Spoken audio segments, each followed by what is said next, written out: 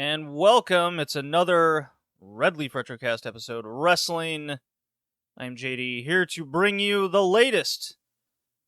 Well, in a lot of women's wrestling, that's for sure. Got a lot of the Joshi to get into, with from Seedling to some All Japan appearances. Got some TJPW to actually praise as they head into Wrestle Princess. Stardom. Got a couple big shows to talk about. The 5-star special in Hiroshima and the Dream Tag event to go along with that. And from there, it's a nice little simple AEW heat check. As I release this, it will be the day before Grand Slam. Little Wrestle Dream feelings. And then we go into WCW Nitro. I believe it's on the road to Super Bowl, but who could hell know? As it's Nitro in the year 2000. And that will be joined by Rickee. So, not going to do the birdie wing drop this time. I don't have a lot of the sports to talk about other than, I went and played some golf. Drank a lot of rum on the course. I found a new rum of flavor called Boom Boo from Panama. It's got a skull and crossbones on it. I was like, that is some pirate shit. And I gotta have it. And it's delicious. And wouldn't you know it, the more I had, the less I got better at either golf or bowling. But I shot a 48, regardless. The big blow-up hole was there's a hole in the course I go to where we were actually playing from the black tees because was joined by a fellow bowling friend who finally got him out there. He's been playing golf his whole life, so he's way better. So I tried. Didn't make it over the water.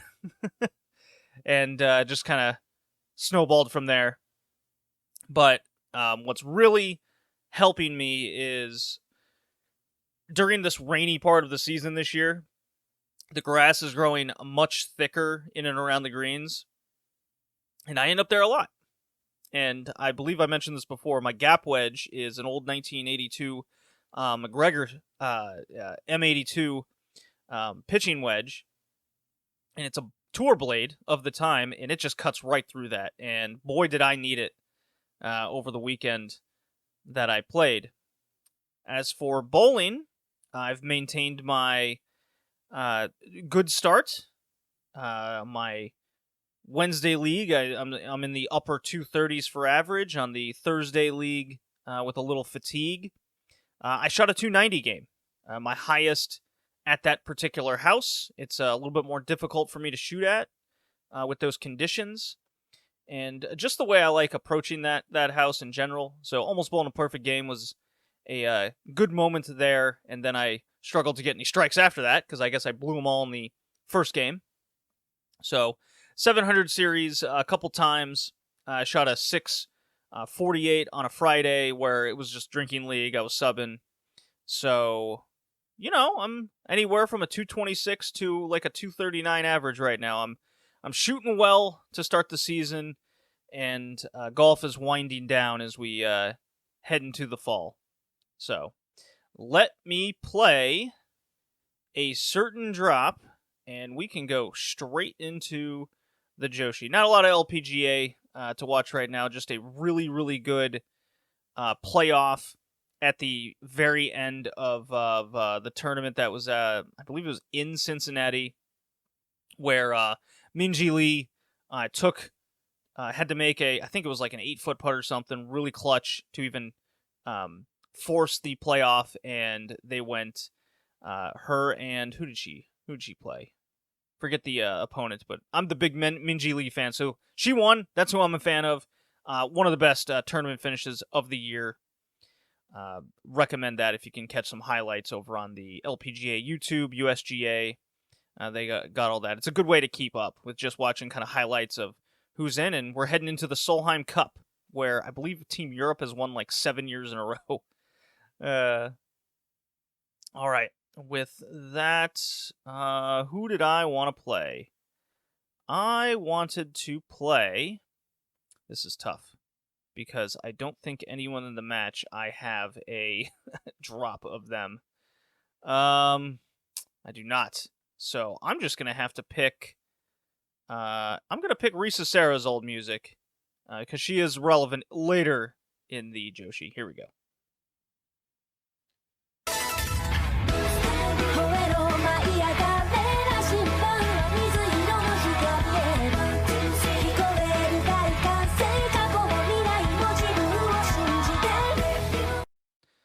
Okay, so I will begin kind of streamlining a lot of the Joshi section here because, well, a lot of it's being covered on the Patreon, and that is the 5-star Grand Prix. Each and every single night, I have somehow been able to keep up the best I can. Even as I record this, I have one show to watch and review, and what I've been doing is kind of like picking matches up at work and then at the bowling alley, and then I'll kind of rewatch them again before bed with sound. That's kind of my move, and then later in the week I'll release the episode over on the Patreon, patreon.com/redleafretrocast. And in the works, I just released the 2012 5-star Grand Prix, the entire tournament over the 6 days, or 6 shows, mind you, featuring block participants such as Io Shirai,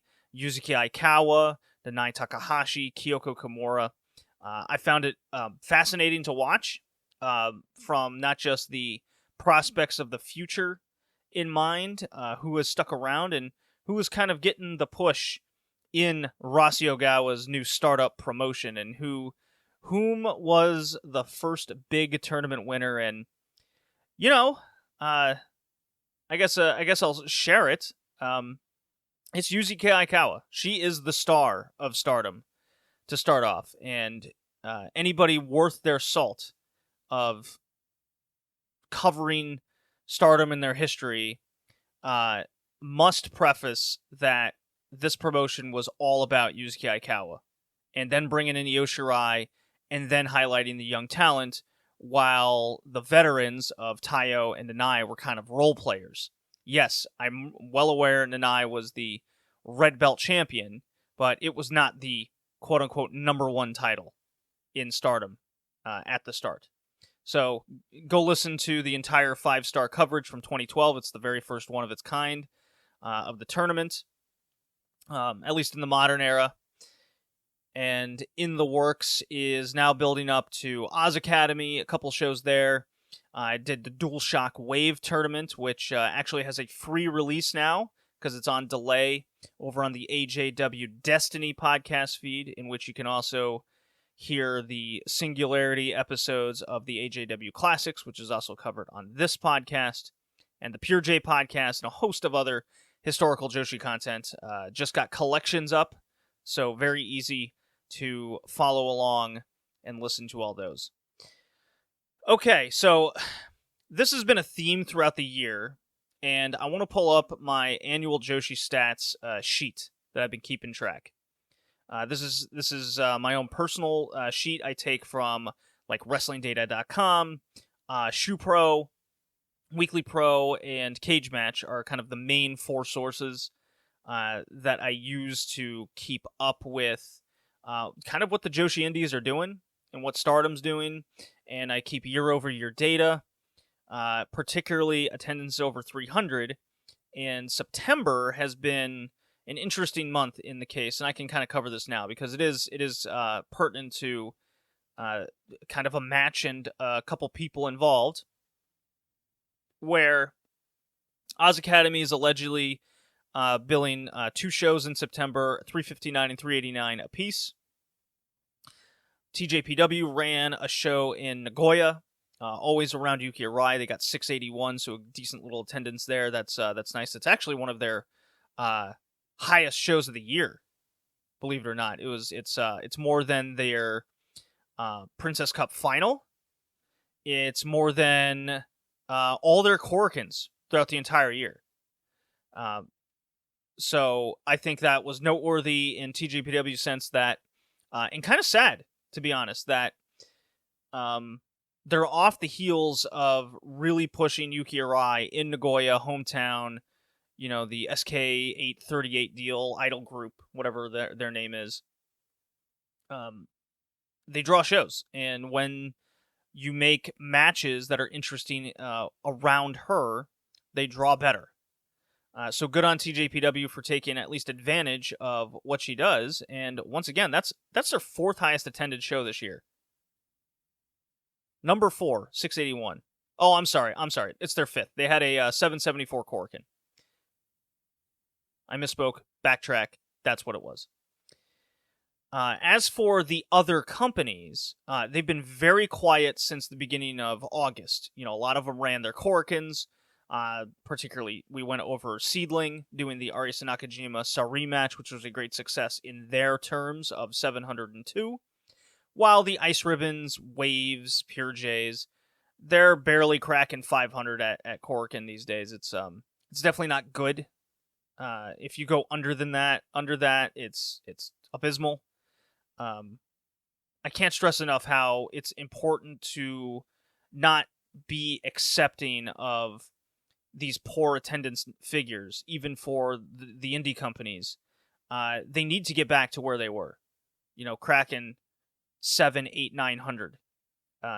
Is that possible every time out? Not really, based on their history, but we're seeing promotions make a lot of moves here. Whether they built them up or put people over or have made actual stars is not relevant to the point I want to make here. Is the bigger, larger point is, Seedling did a storyline over all their youngsters, all the youngsters getting chances at the top, big star rematch, and Seedling turned around. And I guess I'm going through Seedling first since I'm already talking about it. Seedling turned around on September 15th as I record, and I was able to watch the Sari Riku Kaiju match, and they kept up the theme that has been the year. And Riku Kaiju just got the piss kicked out of her. It was like she owed Sari money from 4 years ago, and she was paying it up in interest. Very good match. Not enough votes on Cage Match to get a rating, but I can assure you it was a solid 2 out of 3 affair. And the Nakajima Kreia match had its merits in the opener. The other 2 matches on the card, they were very kind of by the numbers for Seedling. Wanted to touch on the importance of those. As for, I wanted to do this direct comparison between Marvelous and what Sendai has done, because they're 2 comparable promotions to me. One's run by Chigusa Nagayo, and the other is by essentially a protege of Chigusa Nagayo and Meiko Satomura. And as I go into reiterating how essentially dumb the Momino losing to Mayumi Ozaki match was, and just the structure of it, and how people never learn. Look, they turned around and pinned Mio Momino in the very next kind of big match that they could. Meanwhile, in Sendai, they did the very peculiar move of having Millie McKenzie awkwardly botch roll up Venny to win the title, have the title for a couple months, no defenses, no main events, no discernible inkling that she was at the top of this promotion. Go to V1 against, go to Defense 1 against Mika Iwata, and the conversation and jokes around this match build was, will the jobber win in terms of Mika Iwata? So instead of going, oh, this is now her time, what a great moment this will be, what a great match this will be to win over a big star, Millie McKenzie is none of those things. And she wasn't even any of those things on the indie scene. She didn't beat anyone super credible to give her credibility. This was my very similar argument I made with Ibuki Hoshi in Ice Ribbon, where it wasn't right. You're not beating a big star. It will mean ultimately much less after you've waited so long to put the title on a person at the wrong time. And it might actually do more damage than good. Hope I'm proven wrong. But in terms of this Mika Iwata Millie McKenzie match, yeah, the match was fine. I mean, I kind of hold it in that same vein of, Ibuki and Yuri, where it's like a 1 or 2 out of 3, 3 to 3.5 stars. If you're huge fans of the people involved, yeah, this is going to mean a lot to you. You've been waiting, anywhere from pre-COVID to 9 years of this woman's career to win a fucking thing. But I can't stress enough how her title win doesn't mean as much as it should because she hasn't beaten anyone credible. She still has that mid-card to jobber feel, and Takase is kind of right there with her, where she's lost a lot of star power. And I'm going to talk about another person who's lost a lot of star power. It's blatantly obvious on the Stardom section, but it'll remain to be seen what a lot of these new moves. I think Seedling's in a little better position with their move with Sari. I think she's had a big jolt, at least wherever she goes, to a lot of these promotions, or at least an interest. And that I guess that's a start, right? So that brings me to the produce shows, okay? Sariism garnered, 500, 600 fans back to back. Or actually it was a couple 500 fans and sellout Shinjuku face. And she's turned around and ran a lot along with these men's promotion appearances, as we'll say. And I'm pointing to this All Japan Pro Wrestling show at Yoyogi Gym, where it was main evented by a very good Yuma Azai Kento Miyahara match.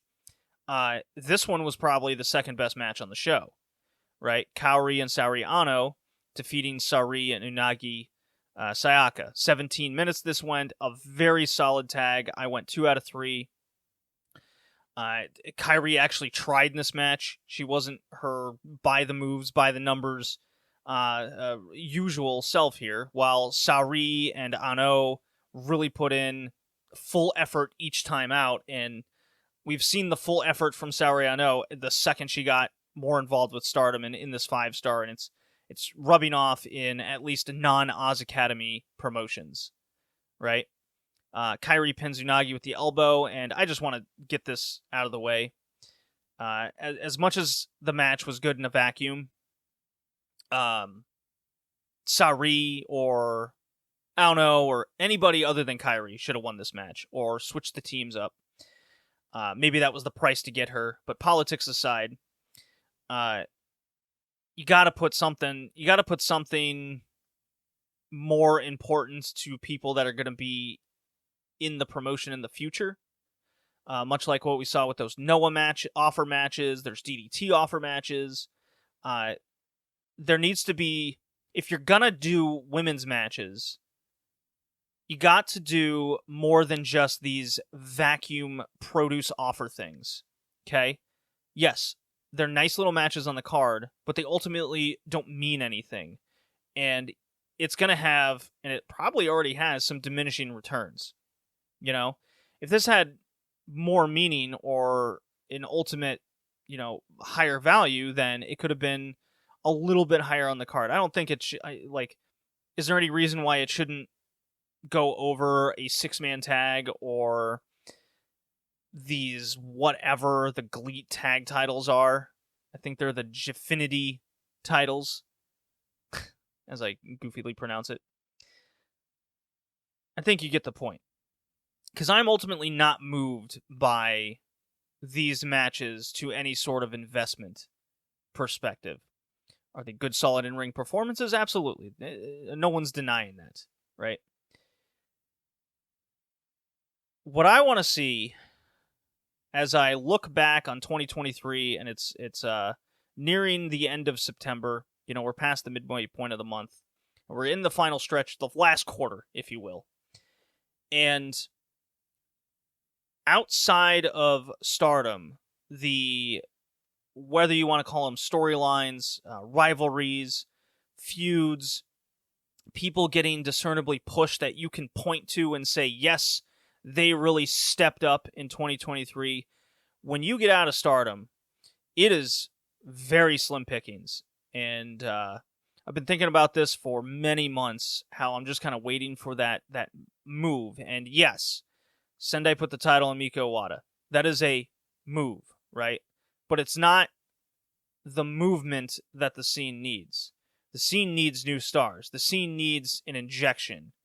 Saori can do that for herself and the bubble around her, right? In matches like this. But unless she has opponents, we're not going to really get anywhere. And that was something I was worried about. I know I didn't like directly say that in her reappearance. I was worried that she was just going to go to Wave, win the title there, maybe go to Seedling, win the title there, and she's got 2-3 belts throughout the indie scene, and we just kind of repeat history here with her. And it hasn't quite gotten to that point yet, but I'm not totally discounting it. She's doing a lot of these produce shows. Is there politics involved? Is there money? I'm sure there's money involved. She can't come cheap. So can these promotions afford some of these people? Where I'm going with this is in 2024, or as we head to the end of 23 going into the next year, I, as a fan, and also from the business perspective, need to see these promotions stop being in this holding pattern. And that was a big topic on the Pure J podcast with myself and JPQ. Stop with these holding patterns and start telling your audience this X next person is a star. They got to beat somebody definitively. They got to beat somebody or tell a story that they're going to beat another important person down the road. I'll give you an example. If Miko Iwata went into that title match against Millie McKenzie with like a big win over Dash Chisako, or I'm not even saying Dash is a big star by any means, but she's someone that's been higher on the ladder than her for well, almost a decade, right? Can Iwata go on a winning streak and ultimately, I don't know, maybe go to a 20-minute draw with Chihiro Hashimoto, and Iwata calls it like, I'm not even necessarily saying she has to beat her now. I think the bigger story would have been Iwata going on to defeat Chihiro in some capacity. Maybe you bring in a Sarai. Hell, really makes you question that Veni match. You know, why if this was ultimately the goal, or a holding pattern of waiting for, I don't know, Mako to return, something weird, then what was the Veni match accomplishing? And I'm picking on Sendai a little bit for a good moment, and someone I'm a big fan of. I'm a big fan of Miko Iwata. I have been for years and years and years, from the start of this podcast, since the moment I saw her when I first got into Joshi. She's been one of my standouts. Hell, on the fucking like nice little draft we do with Joshi Pod and JPQ, I basically pick her every year, right? A little rambly on at this point, but that's where I was going. All right, I gotta play some TJPW. Let's get a promotion that likes to talk about fun.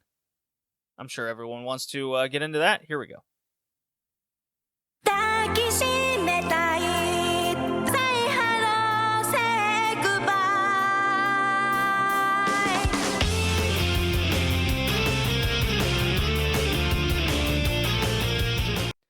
Okay. TJPW is going to be probably really short, considering they ran Kyoto for a 289 attendance on September 10th. You'd like to see that go over 300, but Kyoto's a weird city like that. I went in quite in depth over what I think Stardom should do with Kyoto. And then they got the 681 in Nagoya, which was excellent for them, 5th high attendance of the year. What they're doing is they finally declared the tag titles vacant with Yuka Sakazaki's been out a long time this year. And she's, by all accounts, heading full-time to AEW. Maybe she'll show up there the same time as Mariah May at this point. But TJPW decided to do like a couple three-ways in order to get your contenders ready for whomever is going to win the tag titles at Wrestle Princess. And you got My Hero Kiryu and Yuki Kamifuku against Free Wi-Fi. That's your match. Something tells me Free Wi-Fi is going to win, but when it comes to TJPW, the booking is very, very strange with who they want to highlight, who they want to be busy for these shows, and the more I look at them, look, they got a good influx of talent. It looks like they're training these women very well. They look better than the last couple generations. I'm very high on Wakana, Uehara. There's Himawari in the works. You got Yappy coming in every now and again. I hope they utilize her a little bit more. You got Shino Suzuki. There's a host of talent here that you can get behind at the early stages. It's just when you start looking at whom is in the works to get next to the top, they really haven't done the groundwork to get anywhere near that point. It goes your power three of Miyu. I'll move up Rika Tatsumi at this point. Miyu, Rika, and Shoko Nakajima. And I guess Mizuki, since she's the champion. So I guess we'll call it a power four. Your big four.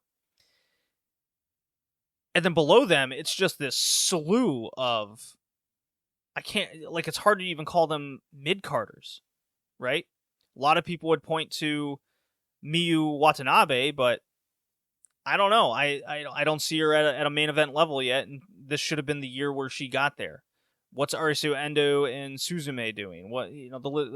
Yuki Aino's made good strides, but look, she beat Yuki Arai in a singles match on the show in Kyoto, and then we move on to the Nagoya show with the big Saki Akai main event tag. That's where we get a wacky main event of Yuki Aino and Moka Miyamoto that went 16 minutes. And after the match, they go, okay, it's going to be Saki Akai against Yuki Arai singles match at Wrestle Princess. Good. Very good. That is absolutely the match you should book. And Yuki Arai, without question, should win that match. And I would have been teasing this months ago.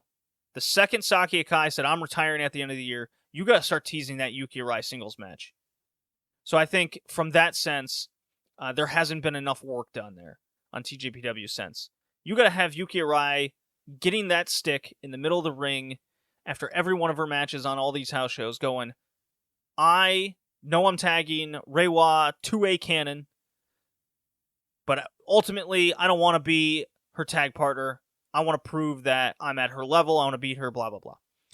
Whatever story you want to tell there. But you got to give me that match months and months ago, okay? Not 2 weeks out from Wrestle Princess, basically. By the way, that Mizuki Shoko against Maki Ito Miyu Yamashita match was good stuff. 17.5 minutes. I went a solid 2 out of 3 there. If there's one thing I can say definitively with the Joshi scene in general, Stardom, TJPW, and the list goes down, while tag matches, to me, haven't hit at a consistent 3 out of 3 rate, the higher rate of 2 out of 3 matches is very noticeable to me. I'm much more into the higher quality that these tags are bringing.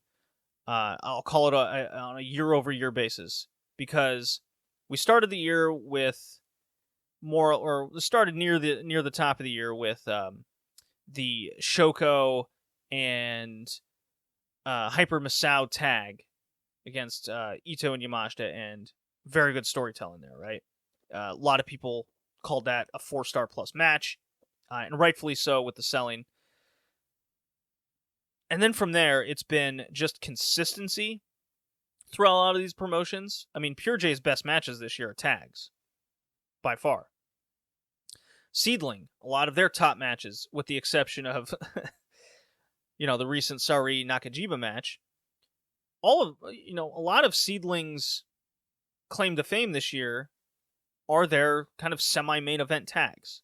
the occasional main event, that they can build to that Arisa Nakajima Sari match. Even in Ice Ribbon, there's been some influx of decent little tags. Nothing I could truly recommend because the level's not there yet, but consistency is there. One other thing interesting that TJPW is doing is they're doing a YouTube show. I believe it's 4 episodes long of people that haven't won titles in TJPW yet of any kind. So it's going to focus on, I believe it's going to focus on Moka Miyamoto. It's going to focus on, I believe, Wakana Uehara, and I forget the other 2 rookies are. One might be Suzume, not sure. So keep on the lookout for that. I'm not sure if it's going to have English subtitles, but I thought that was something to note. Okay. Stardom. Here we go.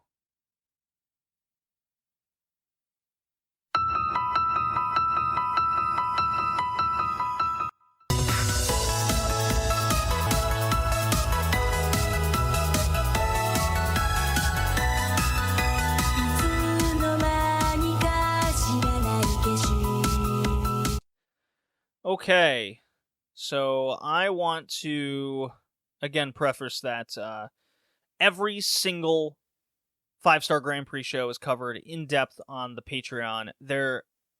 I believe there's 8.5 hours of audio just on the 5-star over on the Patreon that you can listen to right now.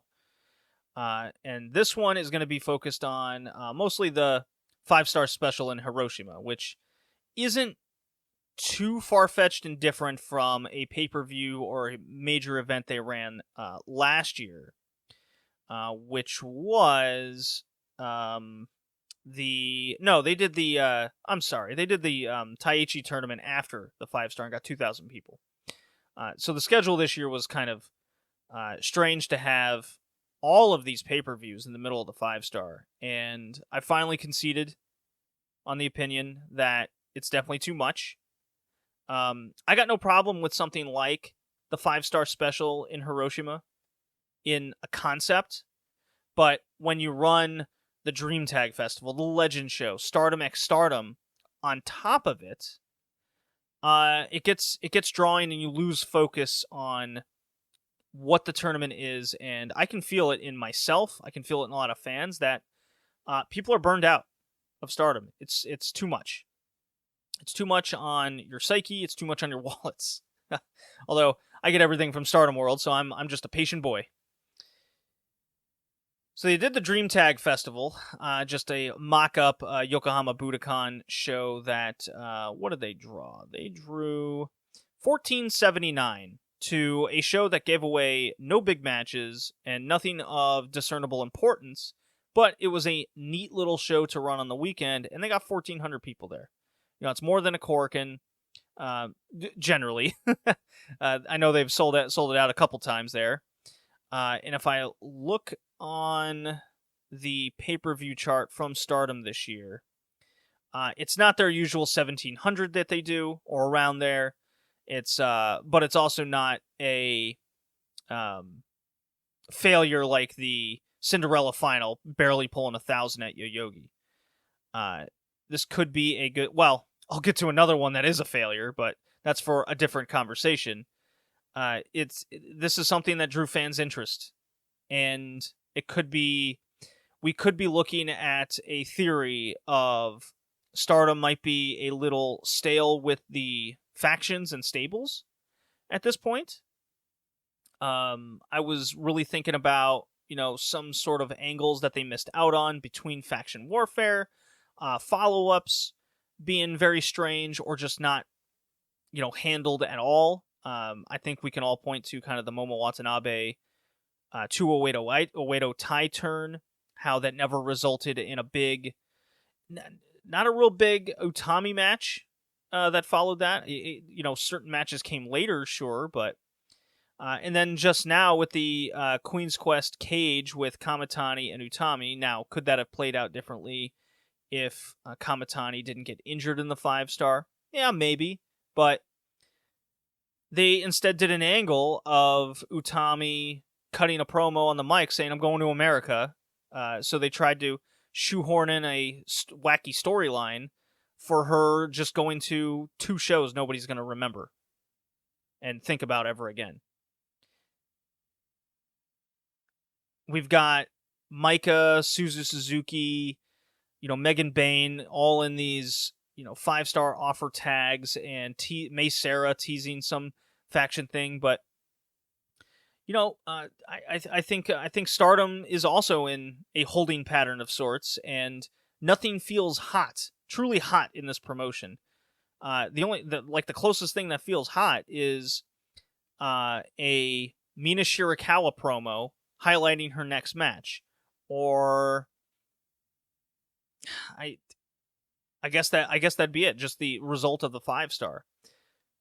So I'll go back to what I talked about at the top: the storylines, angles, kind of pushing, people. I talked about on the Patreon how Mayu Iwatani being out of this tournament already is a grave error. I think it's an absolute mistake to have her out that early.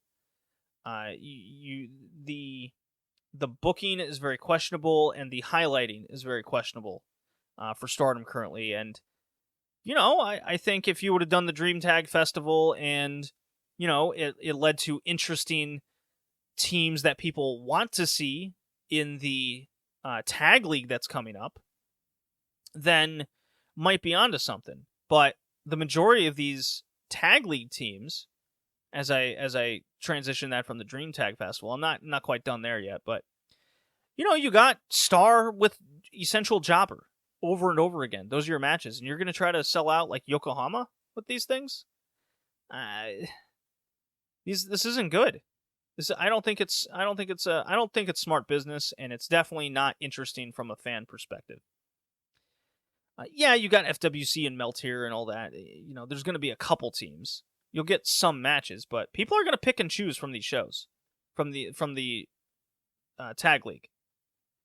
And Stardom generally has a good history in tag league for being, somewhat interesting or producing good, strong, highlighted tag matches, and get the feeling immediately it's going to be kind of the Cinderella level of interest, where just no one's going to talk about it, no one's going to have interest in, watching it from show to show. You're not going to hear me talk about it very much, especially no Patreon show over Tag League. Certainly not.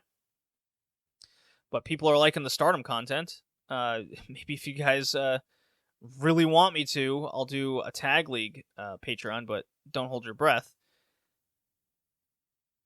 And then I watched this Dream Tag show, and we got Julian Suzu, Maika Utami going to a 20-minute draw. Even one Big Dave Meltzer went 4.5 stars on it. You got Azumi and Starlight Kid teaming up in the main event. Like, these are teams people want to see, clearly. Maybe it's time that Starlight Kid or Azumi drops whatever they're doing with their faction and they team up. And this was kind of my thought process here. I'm watching All Japan Women, I'm watching LLPW, some JWP every now and again, right? And if there's an interesting tag team that these promotions want to push in order to draw money and draw fan interest, because they're hand in hand. Interest draws fans. And this clearly drew fans, and there was nothing of note on this show, going into it. What was going to happen, right? Mirai is going to team with Mai Sakurai. Kind of doesn't make sense, but it's like, all right, I guess that's a team. You're breaking up Ami Sourei and the New Era. Maybe that's by design. Maybe that's good. Who's Natsuko Tora teaming with? Oh, we're getting it's lesser partners than the previous year, right? But I go back to this, the fan interest, and I'm just looking at cage match here, right? 8.25 for the 20-minute draw. 8.36 for Azumi Starlight Kid against Mayu Iwatani and Saki Kashima. So Stardom fans, at least from the Western perspective, were really into the main event. I don't think it's anywhere nearly as good a match as the one before it, but clearly there's interest there. To me, that's what Stardom's truly missing over the last number of months. It's too much of a holding pattern afraid to make change. And honestly, I'm looking at my Wrestler of the Year list. I'm looking at kind of the top end matches.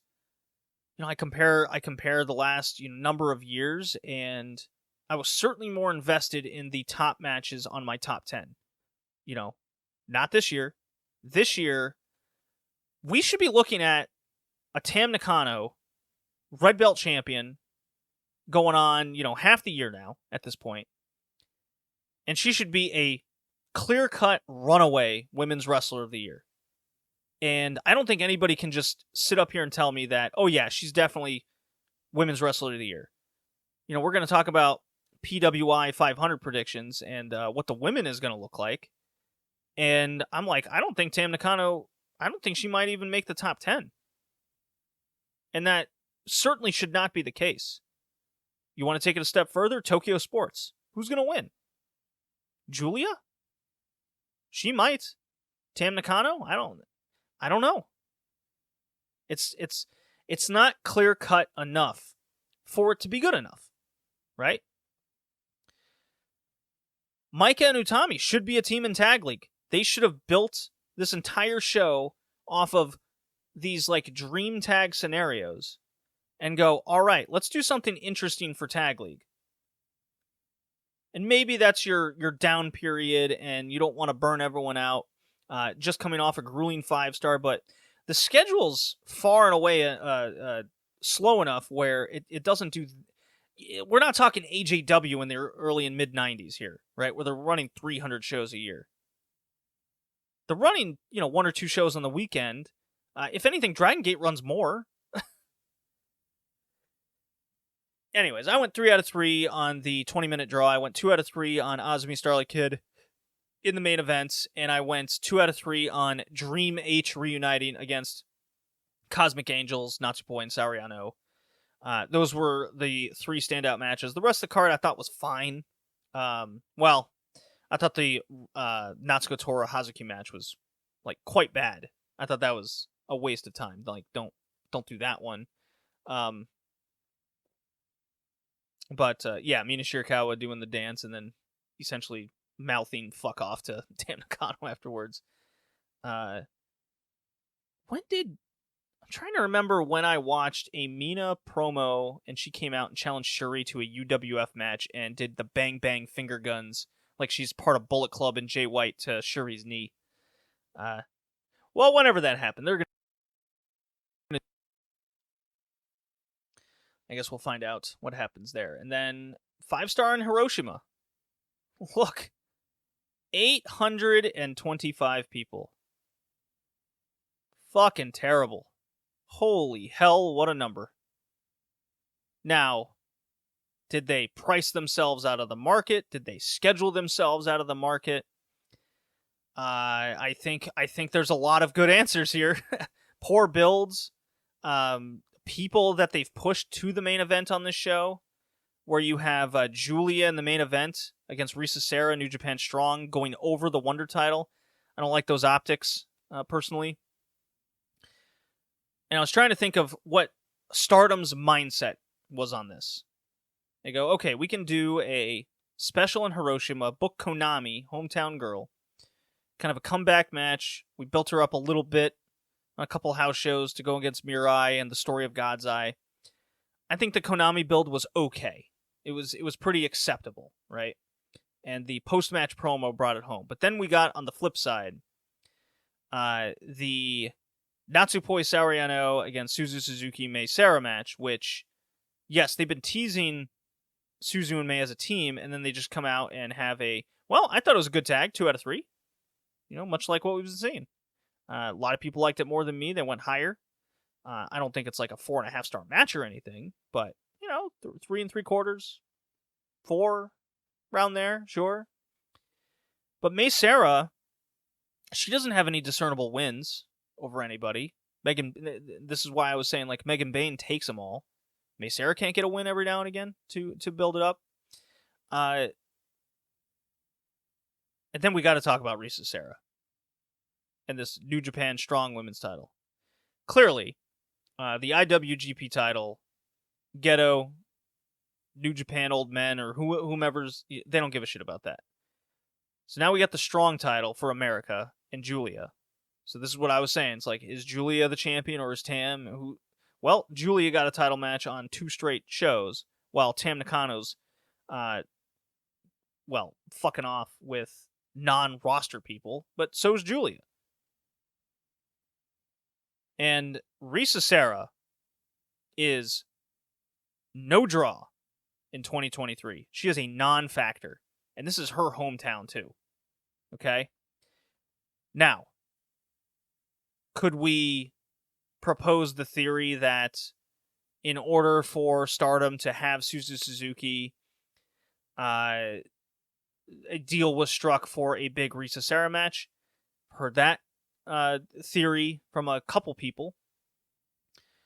I'm more along of the theory of Stardom / Rossy Ogawa is a fan of Risa Sera, a fan of her like shtick, gimmick, look, size, whole deal. The problem is Risa Sera has not been a main event factor since 2018. And it's been diminishing returns ever since, even in Ice Ribbon. You can point to a lot of shows. The Risa Sera Mayuki match should have been huge. It was like good, it wasn't great. And when you look, I'm a firm believer of high ticket prices. Just make a show that people want to see, and people will pay. Right? Is Stardom worth that coin right now? I don't think they are. So yeah, they did price themselves out of the market for how, cold they are. And it's ironic that Risa Sera's favorite color is blue. Because that is the color of ice. And the match was ice cold, comparatively. And then the structure was very strange, where when the Wonder of Stardom title match ended, it certainly felt like a show-closing promo with this big Konami, I'm not going to return until I know I can win something important, really teasing, a faction is going to start around her. She's going to take it up to the next level. It gives a good excuse over she can still be part-time with this promotion. And every time you see her now, it's going to be a big deal, or at least feel important. And I was really into the Mirai Konami match, even their style. And I thought Konami owned the match, which was very important. You're going to be shocked, but it was my second favorite match on the show. That's because my favorite was Shuri Mayu Itani just doing a 12-minute, just classic 4-star plus match in the mid-card. And then you have this cool-off Saki Kashima nonsense against Momo Kogo. I'm jumping around here, but all my points still stand. Yeah, I went Julia. I don't know. Julia Risa Sera was fine. They it looked like Julia got knocked the fuck out at one point by a Risa Sera, falling on her. I think they did an electric chair type deal. Just really squashed her head and tried to knock out the cobwebs, but dropped her a couple times. It actually reminded me of a much less boring, more exciting version of a Yumiko Hota Etsuka Mita match from AJW I'm going to talk about here in the next section, but yeah, so Julia retains, Mirai retains, the Cosmic Angels retain, Saki Kashima retains. No title changes. Mayu's out of the tournament. A very strange booked show from the perspective of trying to make hot rivalries and hot programs. What ultimately this all means. Could there be... Maybe it was after the Shuri Mayu match that Mina came in. Anyways. Jumping around. Got to stop that. Enough about Stardom. I think that does it for the Joshi. Now I got Retro Joshi. God, that Hiroshi number was terrible. Okay, well, I mentioned that match. That is just gonna... I'm just gonna bury the hell out of it, so let's get to some AJW Destiny.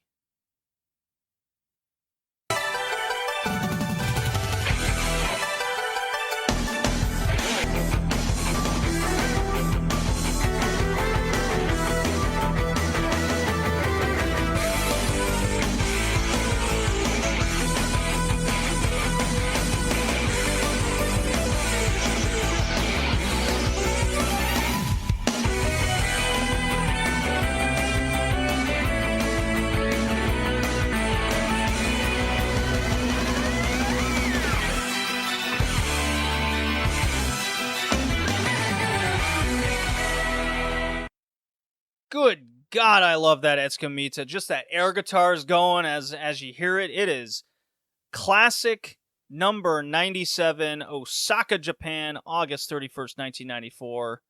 All Japan Women Destiny. Here covering the AJW Classics through the ages as we go through this historical Joshi promotion. Man, road to Big Egg. Road to the Dome.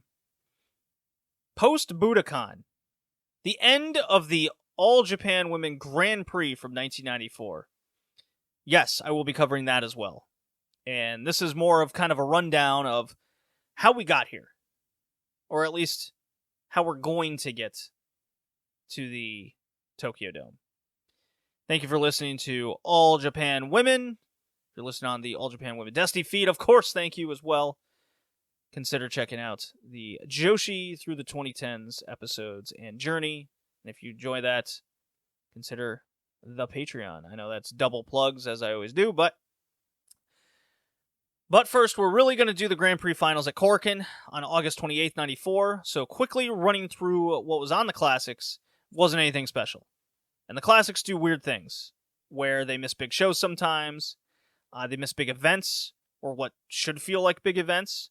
And so instead of the Grand Prix quote-unquote finals, they just kind of showed us a house show from Osaka. I must note, this is the first Classics where we clearly, oh so super crystal clear, hear the wrestlers' entrance music. And that is very much why I was into Takakao's. She's a knockout. Mita's just fucking electric guitar.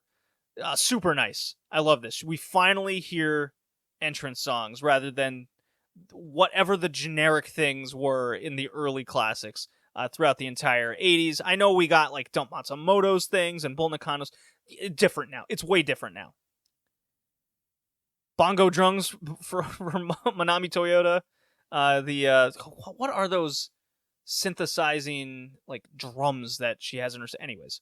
Saya Endo versus Misei Watanabe. Does that sound familiar? Well, it should be if you're a fan of the historics. That is Misai Genki. She has a rookie debut and a debut type match. They actually debuted at the Grand Prix finals. We're getting to that. Look, there were drop kicks, there were headlocks, went on forever for over 10 minutes.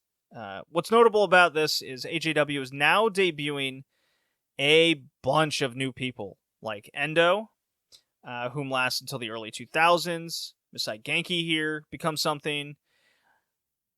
And I believe Yoshiko Tamura is only a few weeks away from her debut as well. And, my favorite, Nanai Takahashi, is coming like a cold winter. Winter's coming. Honestly, this roster could use some new blood. Big time. Big time, big time. Mariko Yoshida versus Takako Inoue, the knockout herself. Yoshida, look, Inoue bullies this woman for 12 minutes. Basically treats Yoshida like a rookie, and being 2 years out, I thought Yoshida would have been treated better on her return, considering it seemed like AJW made a decent, large enough deal out of it. But, that stopped completely with matches like what we've seen the last few outings. Maybe it'll take time to get the bearing back. Maybe get those bearings oiled, but this was very one-sided. Takako looks like a much bigger star with the new yellow and blue gear. She looks more edgy. She's got a little attitude growing on her. Crowd reacts heavily to her, too. We saw a little high-flying from Yoshida in a match or two before, but she's back on the ground heavily, and looks like her gear is slowly going through some changes as well. But Takako Inoue is really on the rise here, along with Saki Asagawa. These are the two people that, to me, can take that next step. And, well, you know me, guys. If they're mid-carders and I like them, that means they're never going to win shit. Toshio Yamada versus Etsuko Mita. These two went out and had a solid little 13-minute match. Yamada threw some kicks, including her off-the-top ropes, Will Ospreay-esque flipping roundhouse to win. Mita used her power, teased hitting the DVD like 6 times. Decent enough near falls here, too. Enjoyable, 3.5 star range type of deal. But we move on. Saki Asagawa, Manami Toyota, Kyoko Inoue against Reggie fucking Bennett, Karu, goddamn Ito, and Aja, I will murder your mother Kong. Huge winning Tiger driver. Kyoko hits on Reggie Bennett. Yes, let me repeat that. Kyoko Inoue hits a Tiger driver on Reggie Bennett to win the match. This was super impressive. Match itself was a by-the-numbers trios match, and Karu Ito, yeah, she's still got the Peter Pan get up on. It's very sad. Thought we were over that, but yeah, not as much effort as we're used to. Three and a quarter star type. Everyone hit their key stuff. Hasegawa continues to be a huge standout on cards like these. Days and matches like this. She always shows out. Ito, not so much. Okay, so that was the classic episode, but we're on to the real stuff here. The AJW Grand Prix 1994 final show at a sold-out Corkin Hall with, who could argue? 4,000 people, standing room only. Just everyone is there, all the stars. You can find all this on YouTube, by the way. Particularly Scott's Blog of Doom. He probably comes up in a lot of Google searches for you guys. On his AJW 1994 Grand Prix coverage, he has YouTube links to most of these matches that you can watch in parts or full. So I do recommend that. It's pretty much how I watched a majority of these, was thanks to his links. Differing opinions on a couple of these matches. You could probably already guess which one or two, but okay, so the premise of the tournament was you have round robin, so it's not a knockout tournament like they have done in like 91, or I believe that was the year. And usually the winner gets a red belt match. Okay? Who's going to face Aja Kong, right? Is it going to be at the Dome? Is it going to be like just before it? Well, All Japan Women is doing a tournament over the best of the best in Joshi professional wrestling. Okay? Best of the best. That's what they're doing. It's called the V-Top Tournament.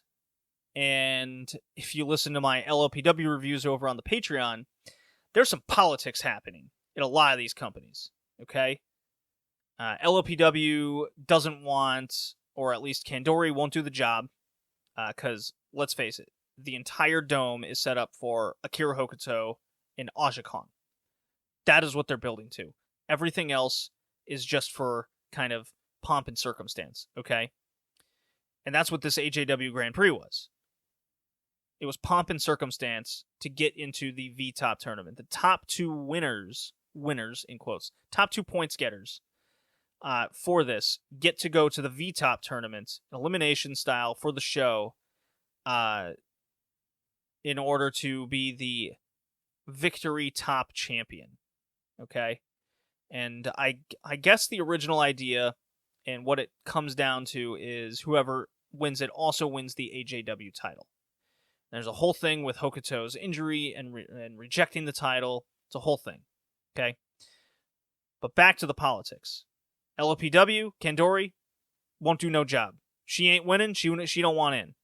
So LPW has to change the title away from her. Roll up with Tateno. Phantom title changes with Eagle Sawai back on Tateno because Tateno doesn't want to work with AJW. She hates the Matsunagas. Conjecture, mostly, but also kind of confirmed by her in a couple interviews I was able to search out.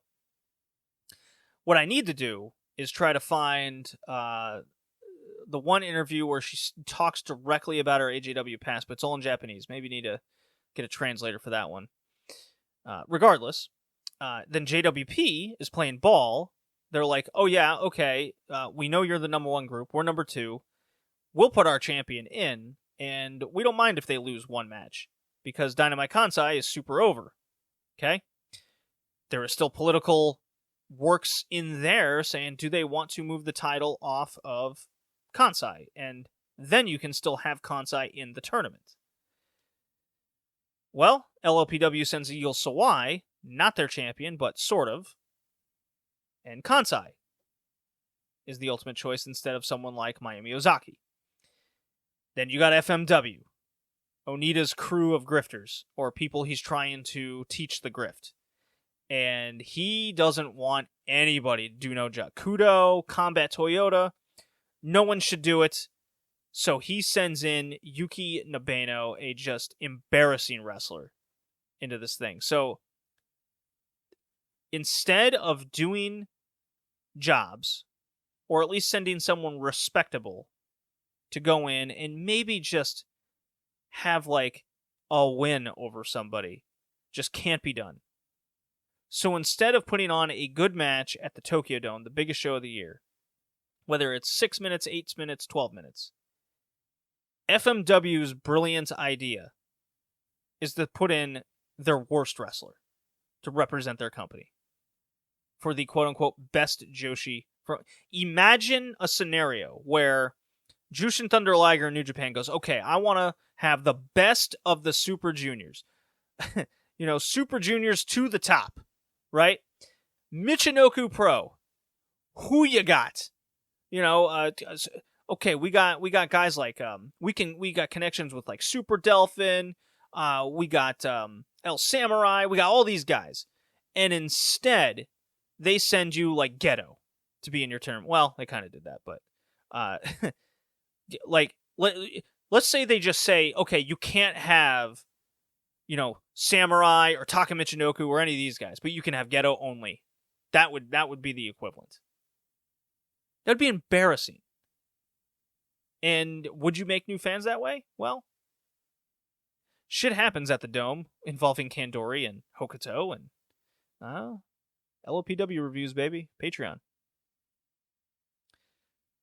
So yeah, this entire tournament will not have a winner. You won't have a finals. And then they just sort of announce who is the top 2 finishers in the tournament.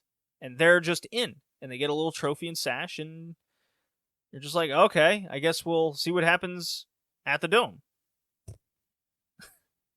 Big tournament to get in, while Hokuto, Kong, other people's champions get to be in it, while AJW is a bloodbath just trying to get to whatever mock finals that they had. So we begin this Korakuen Hall. Obviously, sell out 6,000 people there. Amazing how they just got more people in between me talking about this. Totally not a seated setup of 1,500, 1,600, open the balcony 1,700. No.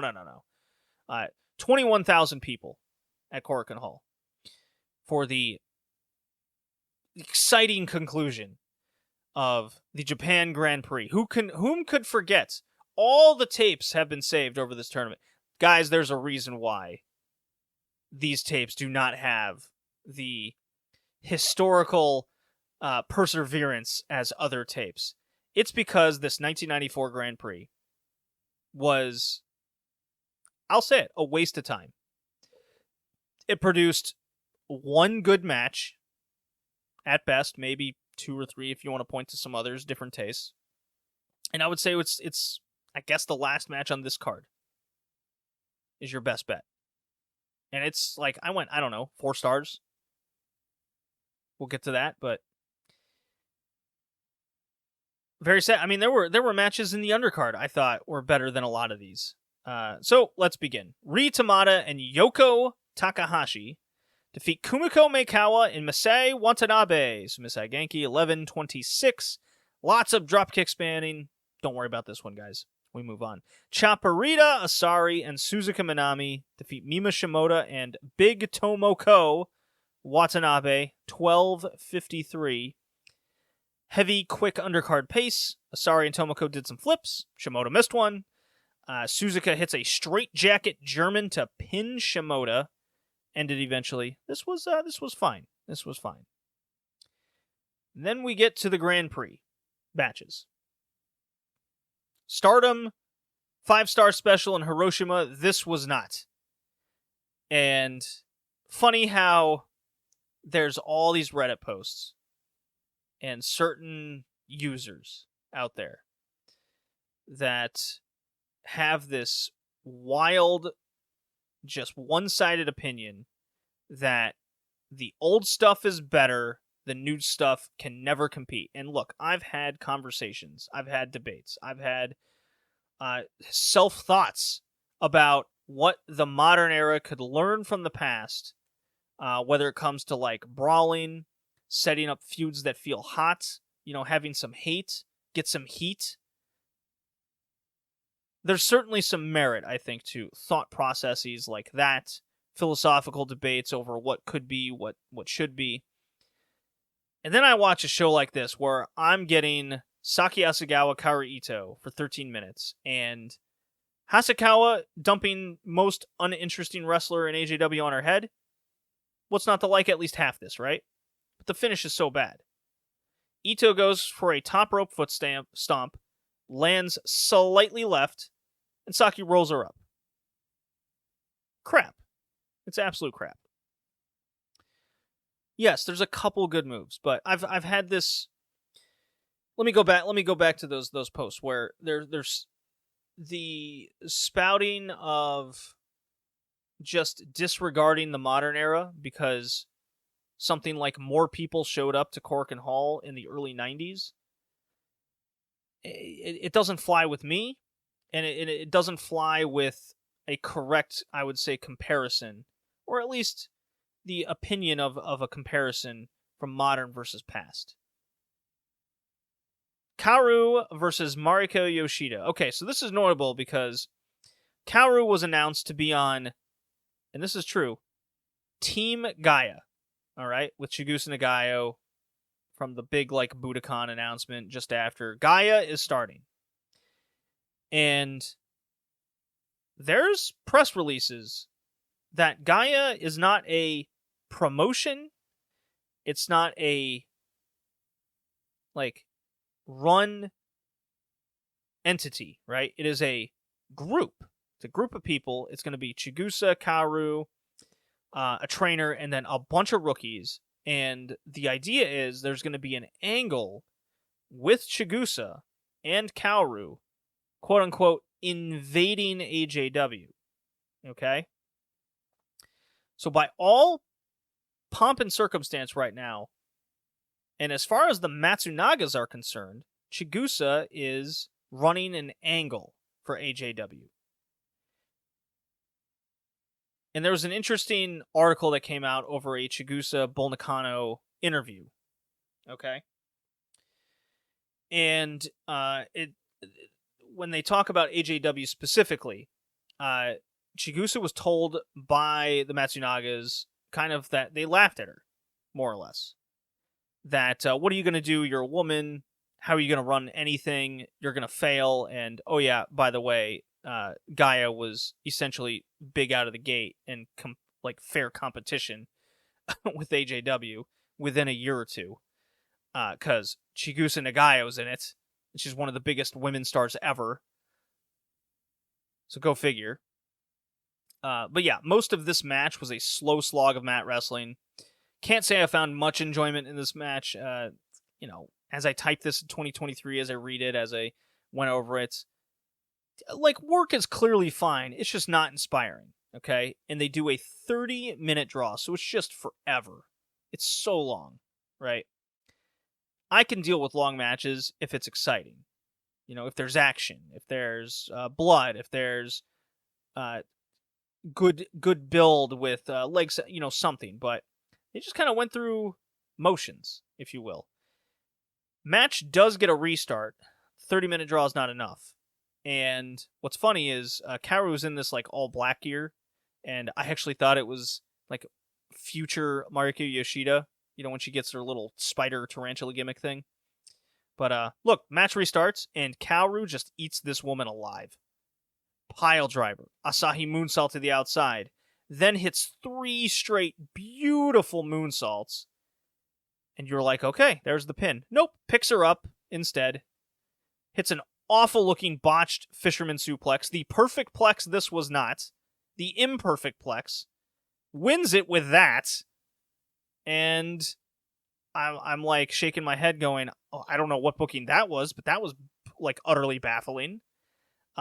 And yet the crowd seemed to love this, especially at the end. They wanted Yoshida to win specifically. but she got squashed in extra time, like watching a, what would be a soccer comparison there? Like watching Borussia Dortmund try to win a league with 3 games left. There we go. Oh no, this match. Okay. Japan Grand Prix 1994 match. Yumiko Hotta defeats Etsuko Mita. Hotta finishes with 13 points in the group. Etsuko Mita 10 points. 19 minutes 56 seconds this went. Ladies and gentlemen, if you told me this match went on for 60 years and I was now taking out pension from a broken police job that I failed at, I'd believe you. This match was the dirt worst. A dud. A horrid display of wrestling. A how to not make a wrestling match exciting. A botchy, gross, mat wrestling, no leg selling, extravaganza of shit. The most exciting thing was Mita pops the crowd out of the gate trying to go for a DVD. So, we have 2 seconds of action. Get ready, guys, because if you're like, all right, here we go. Quickly, we get Hotta mat wrestling. And oh my god, it's a lot of mat wrestling. Both wrestlers work each other's legs for almost the entirety of the match. I felt like I was watching LPGA here. Except Mita's actually screaming and wailing. So I guess there's at least sound, and they're trying to make it loud. We finally get to the last 2 minutes of this Chinese water torture, where they finally decide, oh yeah, let's do some moves. Crowd, of course, eats all this up, because I guess they were just begging for something. It was just silence throughout the whole time. Well, they start doing move. Leg selling, what's that? Oh, great. You put me through 17 minutes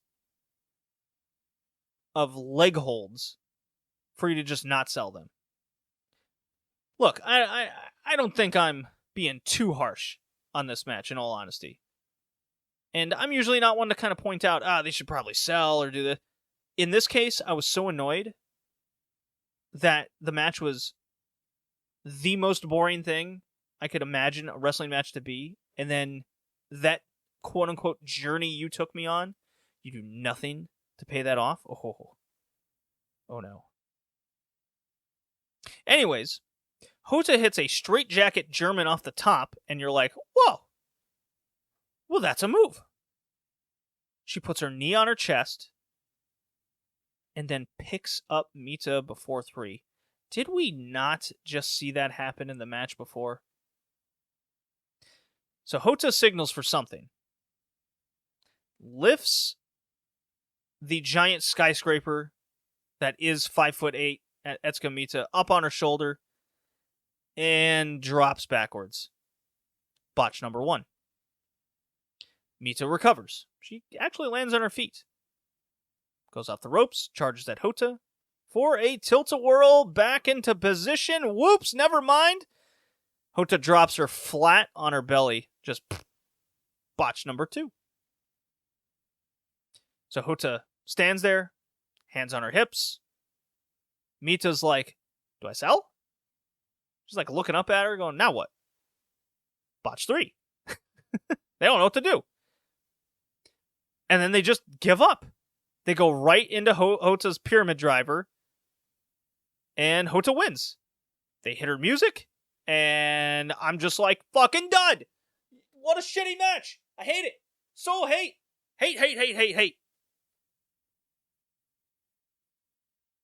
Kyoko Inoue and Reggie Bennett defeat Aja Kong, Takako Inoue. 15-36. Kyoko pins Takako with the Niagara driver. Fine little match with some good action. Aja Kong, Kyoko Inoue, they had some personality. Takako Inoue had some fire. Reggie Bennett was a construction worker. I like this match. This was okay. But my psyche and my mental capacity was very much damaged from the match before. There was a lot to recover from. So I went for a walk.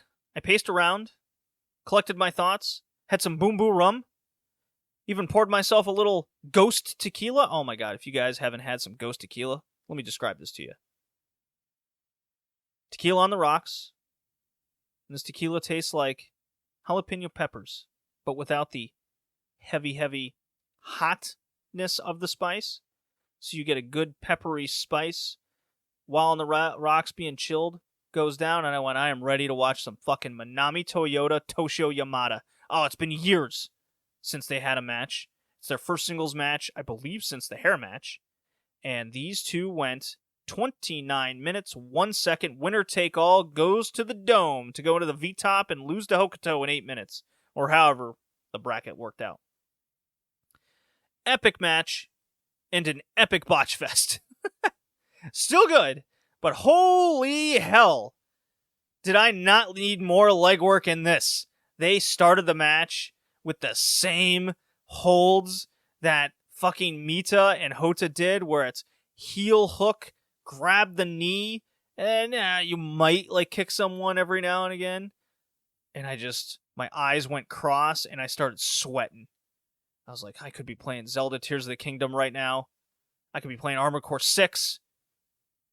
I could be dreaming about Liza P. But instead, all I wanted to do was go to the bathroom and... Anyways. Manami Toyota, Toshio Yamada. This was... look, there's a lot of moves that are whiffed. There's drop kicks that are coming, a foot away from someone's face and fall into the mat hard. I'm hearing Daichi slap the mat. It sounds like fiberglass breaking. This mat is so hard. I'm hearing Manami Toyota do moonsaults and backflips off the buckle and hearing that clang when she comes off. I'm like, okay, this is some old school wrestling. This is some new school ideas and old school stuff. This is cool. Toshio Yamada, top of her game. She's hitting her ensiguris. She's picking Toyota out of the middle. Like, Toyota will go for her flipping sunset dealio, and Yamada just catches her in the middle and power bombs her. And I'm just going, beautiful! Toshio Yamada, you make the match exciting. I need you to be champion now. But not on Manami Toyota's watch. She's got her number. There's a lot of Manami Toyota selling. But as soon as we get to the end, and it's hitting, it's going for the JOC. Yamada's kicking out of that. They do a wacky gory bomb JOC sequence where it's like botched 6 times over. But the crowd is just eating this up alive. Because even the hint of them hitting either one of these finishers, no matter how ugly it looks, they think it's a match ender, right? And it worked. You establish something as a big deal, and the crowd will treat it like such. The fans will treat it like such. So even though I'm watching this going, it ain't the smoothest, it isn't the prettiest, but goddammit, I love this. And Toyota wins with like a little tiger suplex deal after all that. And it's her and Hota going to the V-Top, going to the Dome. And all I can think of was, man, sure would have been nice if there was like, a red belt match on the horizon, kind of guaranteed after going through the entire roster and going through this big tournament over a few months. Wasn't meant to be. This was their big plan. The main objective of 1994 continues to be the Tokyo Dome. And that's where we're heading.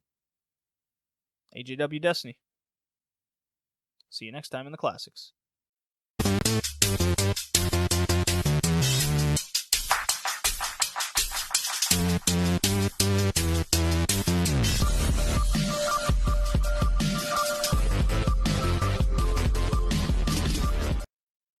Okay, Rickee, I brought us in with some MJF music. We got more topics than wrestling to talk about on this day. Yeah, I feel like there's a lot going on that we haven't touched yet, and not that much wrestling. So let's dive in. Yeah, I mean, a lot of podcasts are probably going to talk about the WWE UFC merger or / Endeavor buying WWE. Sure. And what that means for the company. Obviously, we could go into a lot of the economic impact of it. They've already done over 100 layoffs, administration-wise, within WWE. I'm sure talent cuts or not renewing contracts is going to follow, whether it could be next week or a few months from now. I'm pretty confident that's going to happen. What this means for the company, well, everything kind of changes now. It's no longer a wrestling company as opposed to a corporate conglomerate at this point. And Vince McMahon is back in charge, like completely and fully, with veto power, as I read. Yep. What exactly that means when there are technically people above him now, I guess remains to be seen. But it's essentially his company again, much like Dana White in UFC. Yeah. That's a thing. He's 76 years old or something insane. And I think he's 80.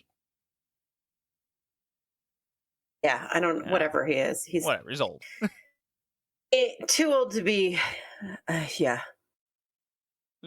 Old, out of touch, money grubbing, power hungry. Yeah.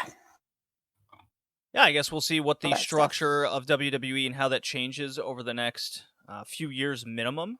What that means for their company and kind of just how they utilize talent. And we already, as we record this on September 16th, The Rock showed up on Friday already with John Cena. In my city. Yeah, in Colorado. And it seems that they're already going on a certain road to WrestleMania and what that means for the future. Does that mean CM Punk will come up? Because the UFC model is all about getting the tippy-top stars away from any other company and then get the middling stars to kind of fill out the rest. Wrestling kind of doesn't work that way. It's very strange because of people's ages and schedules and how it works. But I'm very curious to see just the direction of how this not just changes WWE, but because their model changes, it's going to affect, kind of trickle down how other companies operate themselves, especially in this. I hope AEW hires a lot of the administration aspects. Much like in the that's what I hope they end up doing. Not so much even from a production, but how advertising and selling ends up going. Yeah. Okay. PWI came out. That time of year. We must discuss this abomination of hilarity that is this list. Okay. So I got it up from this site. I just kind of Googled, and it's from TJR Wrestling, and it's they essentially just had the whole list listed, which is nice. But I'm gonna just kind of go through the top 10 here, much like we did the last couple years. We kind of just go through the top 25 because after that, the list becomes a hodgepodge of just thrown on names. Sure. This year, especially as I kind of was just going through even the top 100. I especially feel this year is a name of just, or a list of thrown together names with any disregard for whether it's kayfabe, company standing, what is actually important in the industry. It's so bizarre to me because now I think this year they really just threw in the towel. All right. Yeah. It makes no sense to me. The evaluation period is July. Yeah, sorry. Go ahead. Yeah, July to July, year over year is what it is. While the women, I think, is October to October. Okay. There are women on this list. So the explanation that PWI gives is if you're a woman that is in intergender, you're allowed to be on the PWI 500. Now, congruently, does that mean if you're a male and you do intergender, you should be on the women's list? That seems fair, right? Yeah, well... yeah, that's tough. So, I'll go through the top 10 here. From the bottom up, from 10 up. Cody Rhodes is at 10. Josh Alexander, your token Impact pick that must be in the top 10, is number 9. Orange Cassidy, 8. Okada, 7. MJF, 6. Vikingo at 5. Gunther, the former Vaulter, at 4. Jon Moxley at 3. Roman Reigns at 2. And Seth Rollins at number 1. Okay, hold on. Kayfabe-wise, get a load of this. Okay? Seth Rollins at number 1 is baffling. He has a losing pay-per-view record, and depending on what you consider pay-per-views, he's at best 7-5. So already record-wise, what are we doing? He has a consolation title, the third place title in the company. So he doesn't hold the top title. Right. It's through a short period of the evaluation period.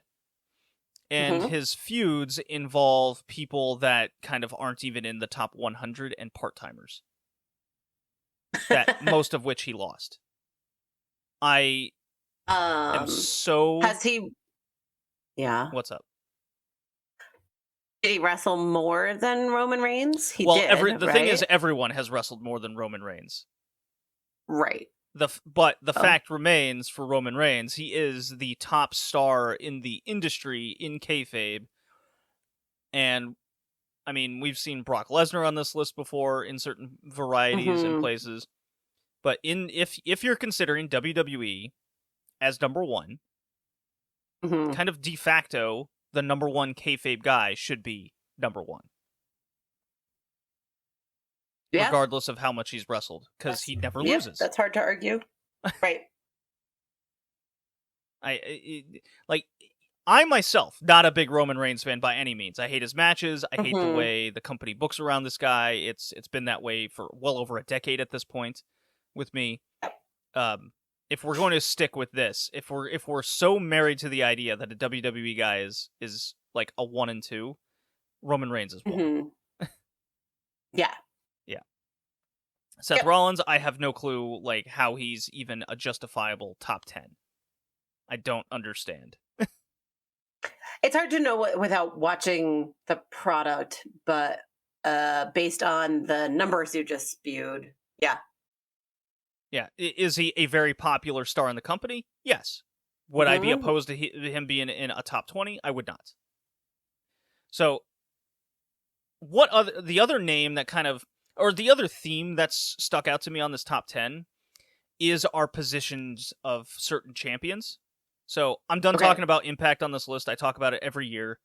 They see, like, PWI has, of course, a rule that they must have, like, a Mexican, an Impact wrestling star, whoever the champion is, in their top 10. It's almost like their own unwritten rule that they have, which I'm like, okay, fine, but maybe this year wasn't the best to do that. And first of all, Vikingo, I know I was going to start to talk about something else, but now I'm transitioning into this out of nowhere. Vikingo at number 5 is a straight no. The man never wins on AEW television, right? Or rarely, should say. He's not the top star in Mexico, kayfabe or not. He's not the top star in AAA, kayfabe. Like, the top star in Mexico is Mystico and CMLL. CMLL is way, way more impactful in this calendar year of evaluation, and Mystico's like the number one. If you want to have a Mexican in the top 10, and assuredly he should be like, I'd argue kayfabe wise and PWI wise, Mystico should be number 2. It should go Roman Reigns and Mystico. 1, 2. Bang. Done. To me, it was like without question this over this past year. Okay. So, again, Mexico is certainly an area of the world that the PWI definitely needs to educate themselves further on, instead of just slapping names on a list. Yeah, it sounds like it. I mean, I don't know any better, so I'm not going to really weigh in here, but yeah. So I was going to talk about a theme. The theme of the secondary titles being heavily focused on the list, and I'm not opposed to this idea, because we have Gunther, Cassidy, and I'll throw Seth Rollins in there because that's a secondary title as far as I'm concerned. Sure. Yeah. Agreed. If you want to go a step further down, which I get to other things, it's we got the ROH title with Claudio. I think that's a secondary title. The NXT title. I think we definitely need an evaluation over what we're considering the top tier titles in companies, and where do you draw the line. So, for example, NWA, I think we just got to, and MLW, excuse me, scrap them. Like, no matter, I don't care if they hold these titles for years on end. These companies are at their lowest point they have been in a long, long time, And to me, their titles have very little value in the kayfabe sense of wrestling world. So, agree.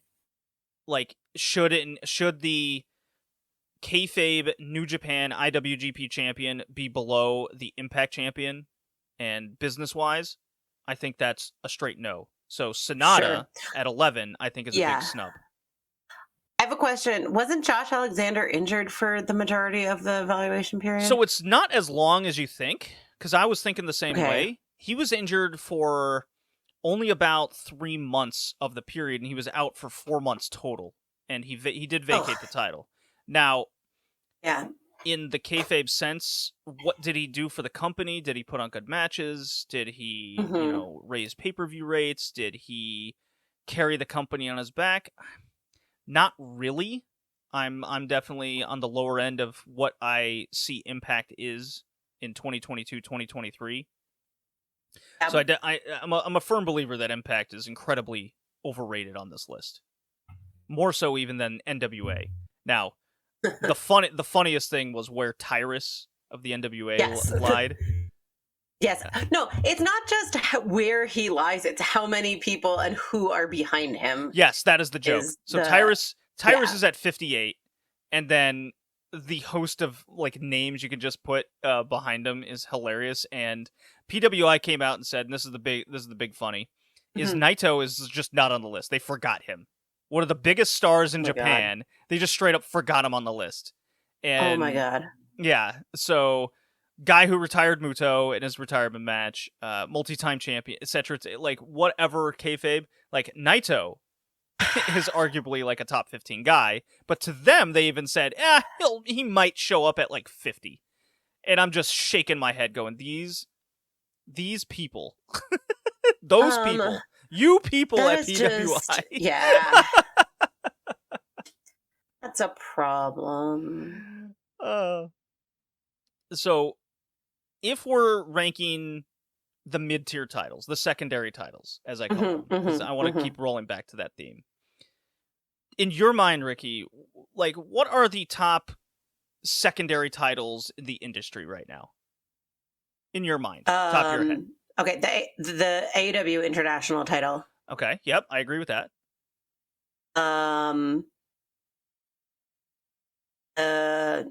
New Japan United States title. Well, now it's the British very title. Good. Very, very, very, very good. That is another point I want to. Okay, yep. Okay, that's 2.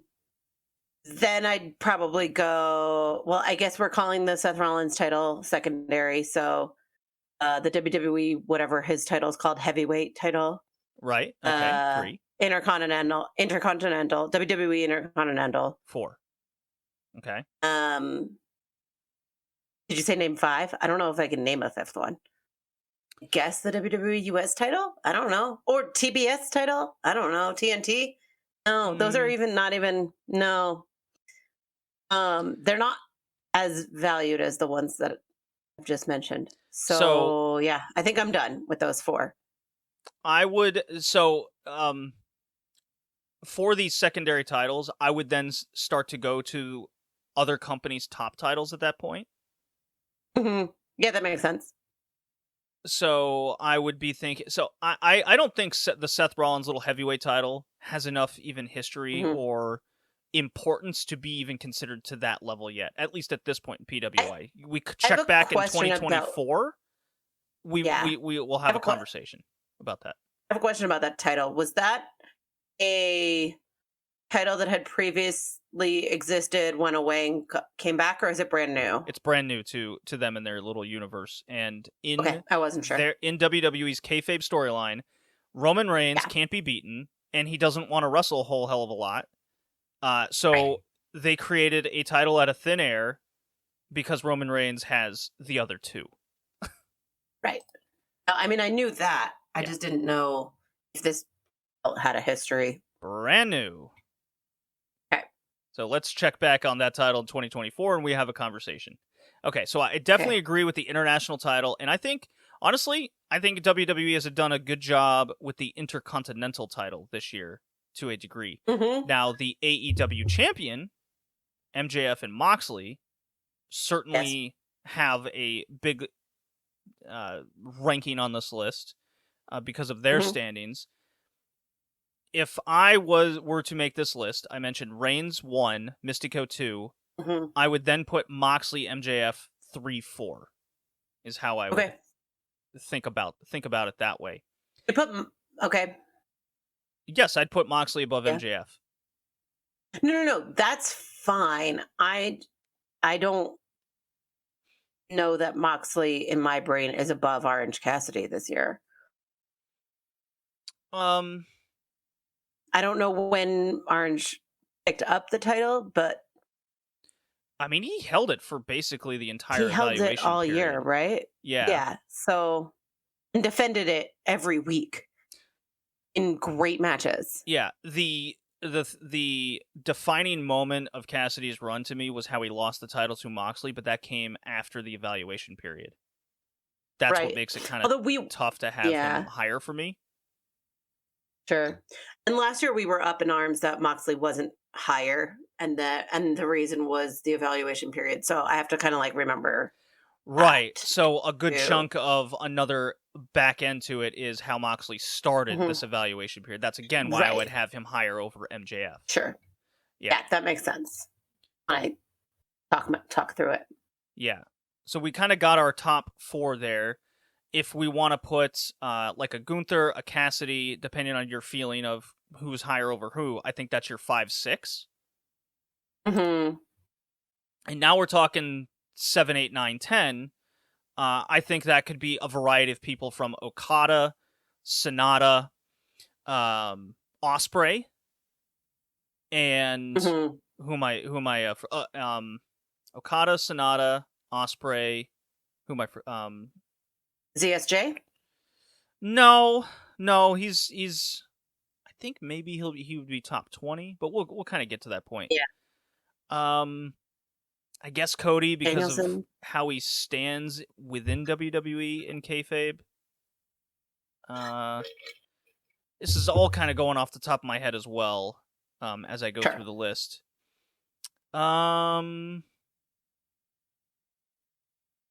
And then I guess Danielson because of who he beat, Mhm. and so that's 5. Okay, so we kind of finished out the Yeah. top 10 there. Let's go through 20 through 11. Okay, 20 Okay. through 11 is Trey Miguel, Bobby Lashley at 19, Alexander Hammerstone at 18, Osprey at Mhm. 17, so he's snubbed way down the list yet again. 17. Yeah, remember he was outside the top 25 last year, I believe. What? Yeah. We had a big conversation about it too. Okay. Masha Slamovich at 15 above Bryan Danielson, Mhm. 16. Yeah. We'll go back to that. Samoa Joe, 14. Carmelo Hayes, a developmental champion, at 13. Claudio at 12. Mhm. Sonata at 11. Again, I just have a huge issue with even Claudio's had a great year in kayfabe, Mhm. right? However, Yep. him being ROH champion is a sliver of kind of notoriety. So Agreed. there's a part of me that says ROH is barely above NXT level in terms of like kayfabe title champion. Sure. Yes. And the same thing could be said about Samoa Joe. So I think they're definitely overrated on the list. While you got guys like, I'm not a huge Noah guy, but Jake Lee's off the list, Jericho, Kenny Omega, Hiromu Takahashi, the New Japan Junior Champion, who's been around all year. We can keep going down that kind of list. Zack Sabre Jr. you mentioned earlier. These are the names that would occupy kind of your 11 to 20 range. And those are champions of other companies that have represented and carried the kayfabe brand at a high level. Mhm. Naito, but according to PWI, he's not even in the top 50, which is absurd. Yeah. And then how do you weigh competitors who are primarily tag competitors, you know? Okay. So Anthony Bowens was notably not even in the PWI 500. I think PWI is starting to do a dangerous precedent of overrating singles indie people because of the way the schedule lies out, than promoting tag wrestlers at an importance of a singles level. So they're, instead of just having them represented on the list, maybe lower on the back end, because I would certainly put Bowens above, 250 people at minimum, right? Just thinking out loud, over a lot of just indie names that I hate to sound rude, but they shouldn't be represented over someone of the kayfabe stature that is Anthony Bowens at this point in time. And he was even joking about it on Twitter. Okay, so I just randomly chose someone that I knew was primarily a tag competitor to see where they were on the list. Dax Harwood is 181, and I think that's fine. I think that's fair. He does have occasional singles matches, but he is good enough to be warranted to be somewhere on that list represented. Like, are the Young Bucks on this list at all? I was just going to search, but Max Caster, coincidentally, is 186. Now, he does do singles matches on the indies, but the fact that they have Max and they don't have Anthony is very weird. Right. Well, Max Caster even said you should do more indie dates singles to get on the list. Yeah. Let's see. Matt Jackson is not on the Bucks. list. I can't find the Bucks on the top 500, nope, and I think that's absurd. They're not on the list. Yeah, agreed. Because this is if you want to do a pure tag list, go for it. Right. That doesn't mean you just snub them from the PWI 500 altogether. Agreed. The fact that two of the best wrestlers in the world are not on the list, right? And you're setting a dangerous precedent when now you got to start looking at lists, ranking wise over just singles matches. When I think that just gets pretty convoluted when you start thinking about people over another just because of like a schedule of matches. Yeah. Kevin Owens and Sami Zayn are 21 and 22, and they primarily competed as a team during the evaluation period, didn't they? Well, in the format of WWE, I would say between those two guys, they were, at the most, and I say most 50-50 between tag and singles, right? And that's just their schedule of like competing on Raw and. Okay. Masha Slamovich at 15, I have a huge issue with. Okay? What is the issue? So, it's the fact that she's, like, even in contention to be this high. Like, I get that she's a deathmatch wrestler, and she's Impact, and she does intergender stuff. That's all well and good, but let's be real. Is she a top 15 wrestler in the world? I don't know. I think she's pretty great. I think she's I don't know if she's 15. I don't think she's 15. Like, you look at that and you just go, no. I mean, I'm great to see. I'm glad to see her being represented on the list, as high as she is, but that is not where I would rank her. No. And in kayfabe wise as well. Let me look at even her like record in just this year. Okay, take a look at her record while you look that up. So I believe she held the GCW title during the evaluation period. She did. She was undefeated in Impact for a really long time. In a lot of squash matches. Okay, I don't watch. I just know that she was undefeated. Mm-hmm. Okay, her win percentage, but I think just for this year, go ahead, is 53%. Yeah. Okay, for the purpose of this list, we just have to look at her GCW work and her other indie work because on Impact she's only facing women. So I don't even know how to weigh her work for this list. She has 62 singles matches in 2023, and her win percentage is 58% there as well. So again, I don't know. If we're looking at stats, it's not indicative, and I get what you're saying. We'd have to then look at just her GCW record. It wouldn't even qualify under Impact, right? And what is the standing of GCW at that point? Is that top 15? I don't think so. Yeah, I don't know. I don't think GCW should be held that high. Not over New Japan and a lot of their champions, or even Noah or Dragongate, right? Or those companies. I know. Then we start trying to rank companies, but I think ranking companies on their success over the evaluation period itself should have a lot of weight to it, right? Yeah.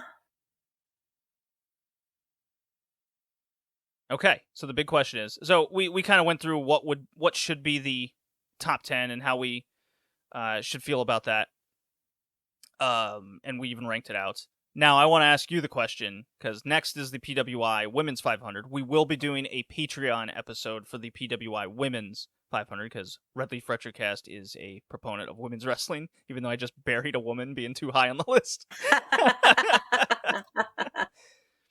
So I want you to predict, and we will run this back on the Patreon episode, so everyone's kind of sign up there, $5 tier. It's the Jaguar Nagayo tier. I have 5 names listed. I think, based on what PWI does and how they rank, is how they're going to rank the top 5.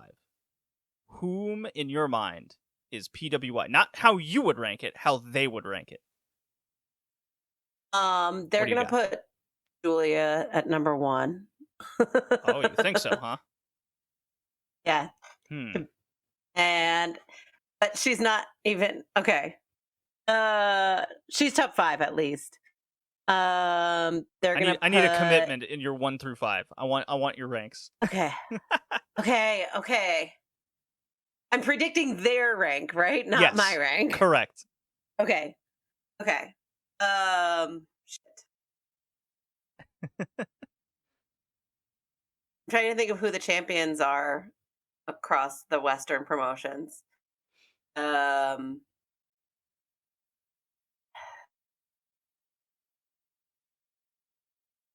Okay.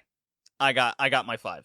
I have them listed. You ready? Hang on. Okay, wait. No, because you're gonna spoil mine. Okay. All right. Charlotte Flair is gonna be in the top 5. Rhea Ripley is gonna be top 5. No, maybe not Charlotte. Rhea Ripley is gonna be top 5. Bianca. I don't know that anybody from AEW is going to be in the top 5. Mm-hmm. So are you saying Bianca, Ripley 1-2, 2-1? What are we saying? Julia. I think Rhea Ripley's going to be 1. Okay. Now that I think about it, Julia is going to be 2. Bianca is going to be 5. Okay. And they're going to have some other Western women and fill that out. And I can't even pick one. Maybe, yeah, I don't know. Maybe Toni Storm. I have no idea. I don't know that there's any AEW women in the top 5. All right, I need 2 more names. Who's gonna be your 3 and 4 spot? When did Jade lose her title? Not till she didn't lose her title till May. So throw Jade Cargill in there. And at 3 or 4. Are you just gonna go say 3? 4. 4 for Jade Cargill. My God. Put her at 4 and throw Becky Lynch at 3. Okay, all right. So I did not give you my list before this, and this is funny. No. Okay. You almost convinced me about Jade Cargill just now, to be honest, and Toni Storm. But I think they're going to be just outside the top 5. Cargill and Storm. Okay. Yeah. So who are your top 5? I have your predictions for their top 5. I have PWI's predicted top 5 to be Rhea Ripley 1, Becky Lynch 2, Bianca Belair 3. Yes, I've just said 3 WWE names in a row. Yep. Deonna Purrazzo at 4. I think they're on their Impact Cracker Jacks. Oh, yeah. That's a good call. And then Julia at 5. I think because of the way AEW books their women, PWI is going to punish them to keep them out of the top 5. I agree. That's why I was like, there might not be any AEW in the top 5. Yeah. And then I thought of Jade. Yeah, I think Jade and Toni she had that are title that long.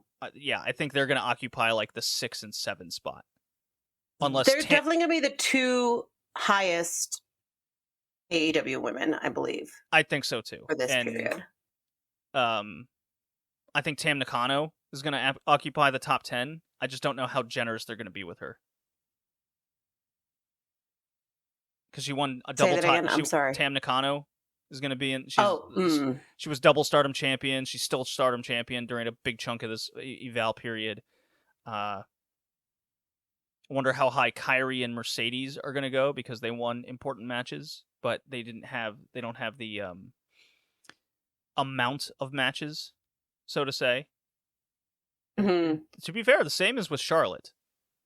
So I wonder where she's gonna lie. But regardless, and then Mickie James was a champion for a chunk of the time, but she didn't. She just vacated the title and blah blah blah. Okay. The women's is going to be super interesting to evaluate because I think it's going to be very WWE heavy this year, and AEW is going to get punished because they're angry at the booking. I think that's definitely going to play into it, and then just whomever might have whatever Stardom wrestlers ranked, but I think it's going to be Julia and Tam in the top 10 this year. Just don't know where. Okay, so yes, when that comes out, we'll be doing a Patreon episode over that, so go subscribe in the next couple months. Also, of course, all of the Joshi on the Patreon. Right. LPGA reviews. Yep. Stardom reviews of the 5-star Grand Prix, Joshi 2010's journey, list goes on. Now, we're on the women's talk. I have 3 women's matches to recommend that people should go out and see. Okay. That isn't from Japan. This is from the West. How about that? Let's hear it. What do you got? All right.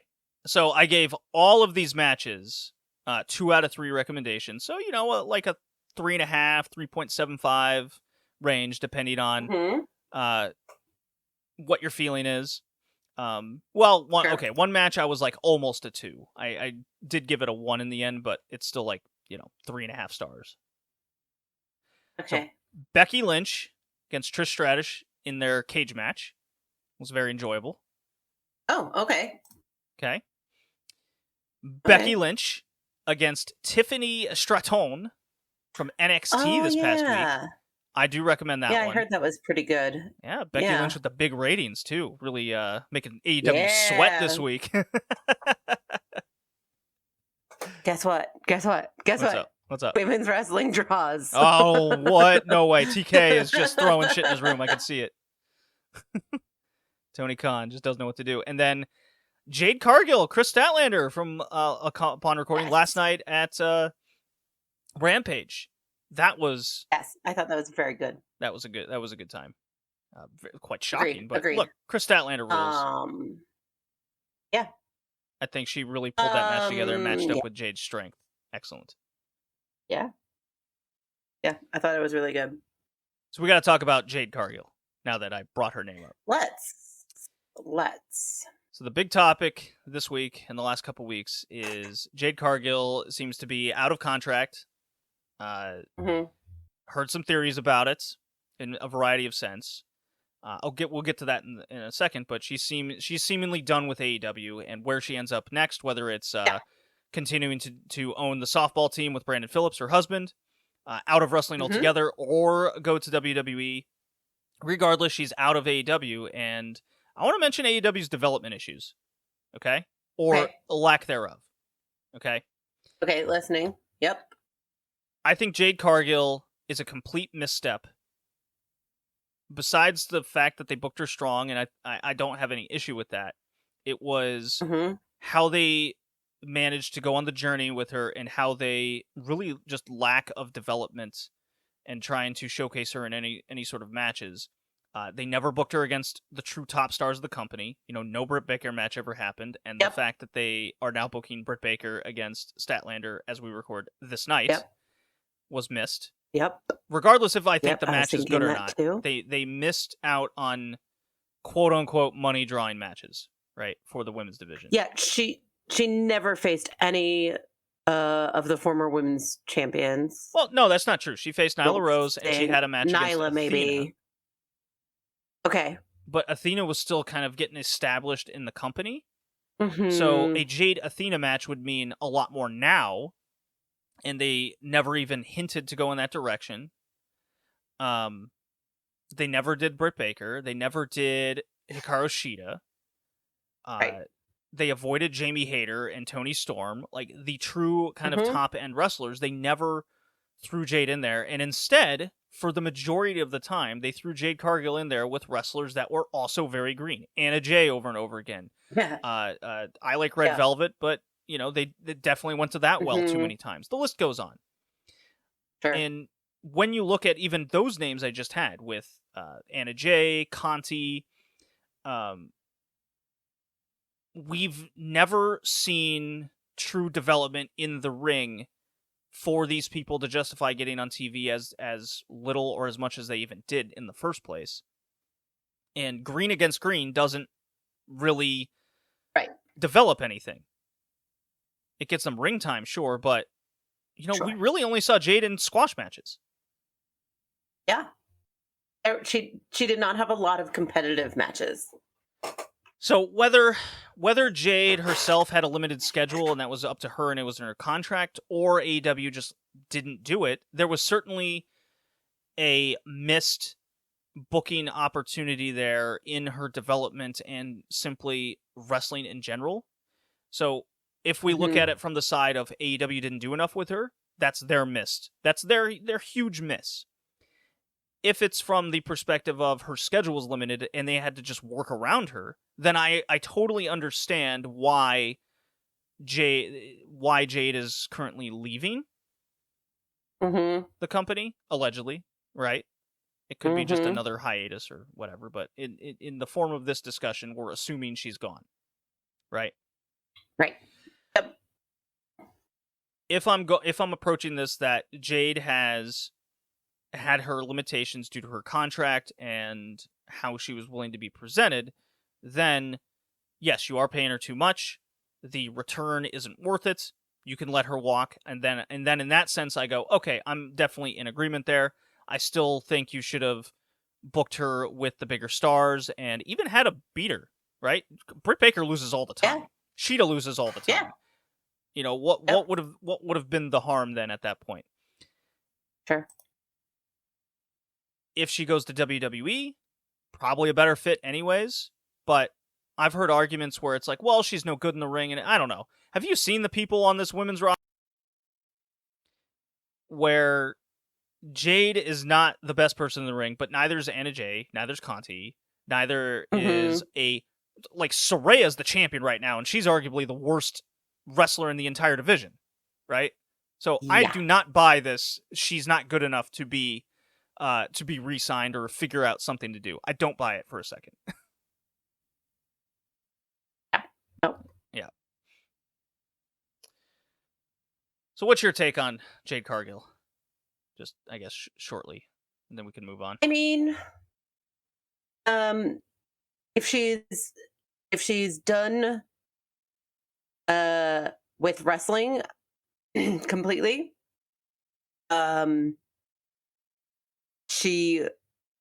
sorry, hang on, I have a pickle. Sorry, that came at the most inopportune moment. No, if Jade is completely done with wrestling, I'm glad she gave it a go. I'm glad we got to know her, and there were some bright spots. If she's going to WWE, I mean, I do think she'll be a great fit there. I mean, she has a superhero physique, and I wouldn't be surprised if we start seeing more women leave AEW for WWE if they keep booking the way they're booking.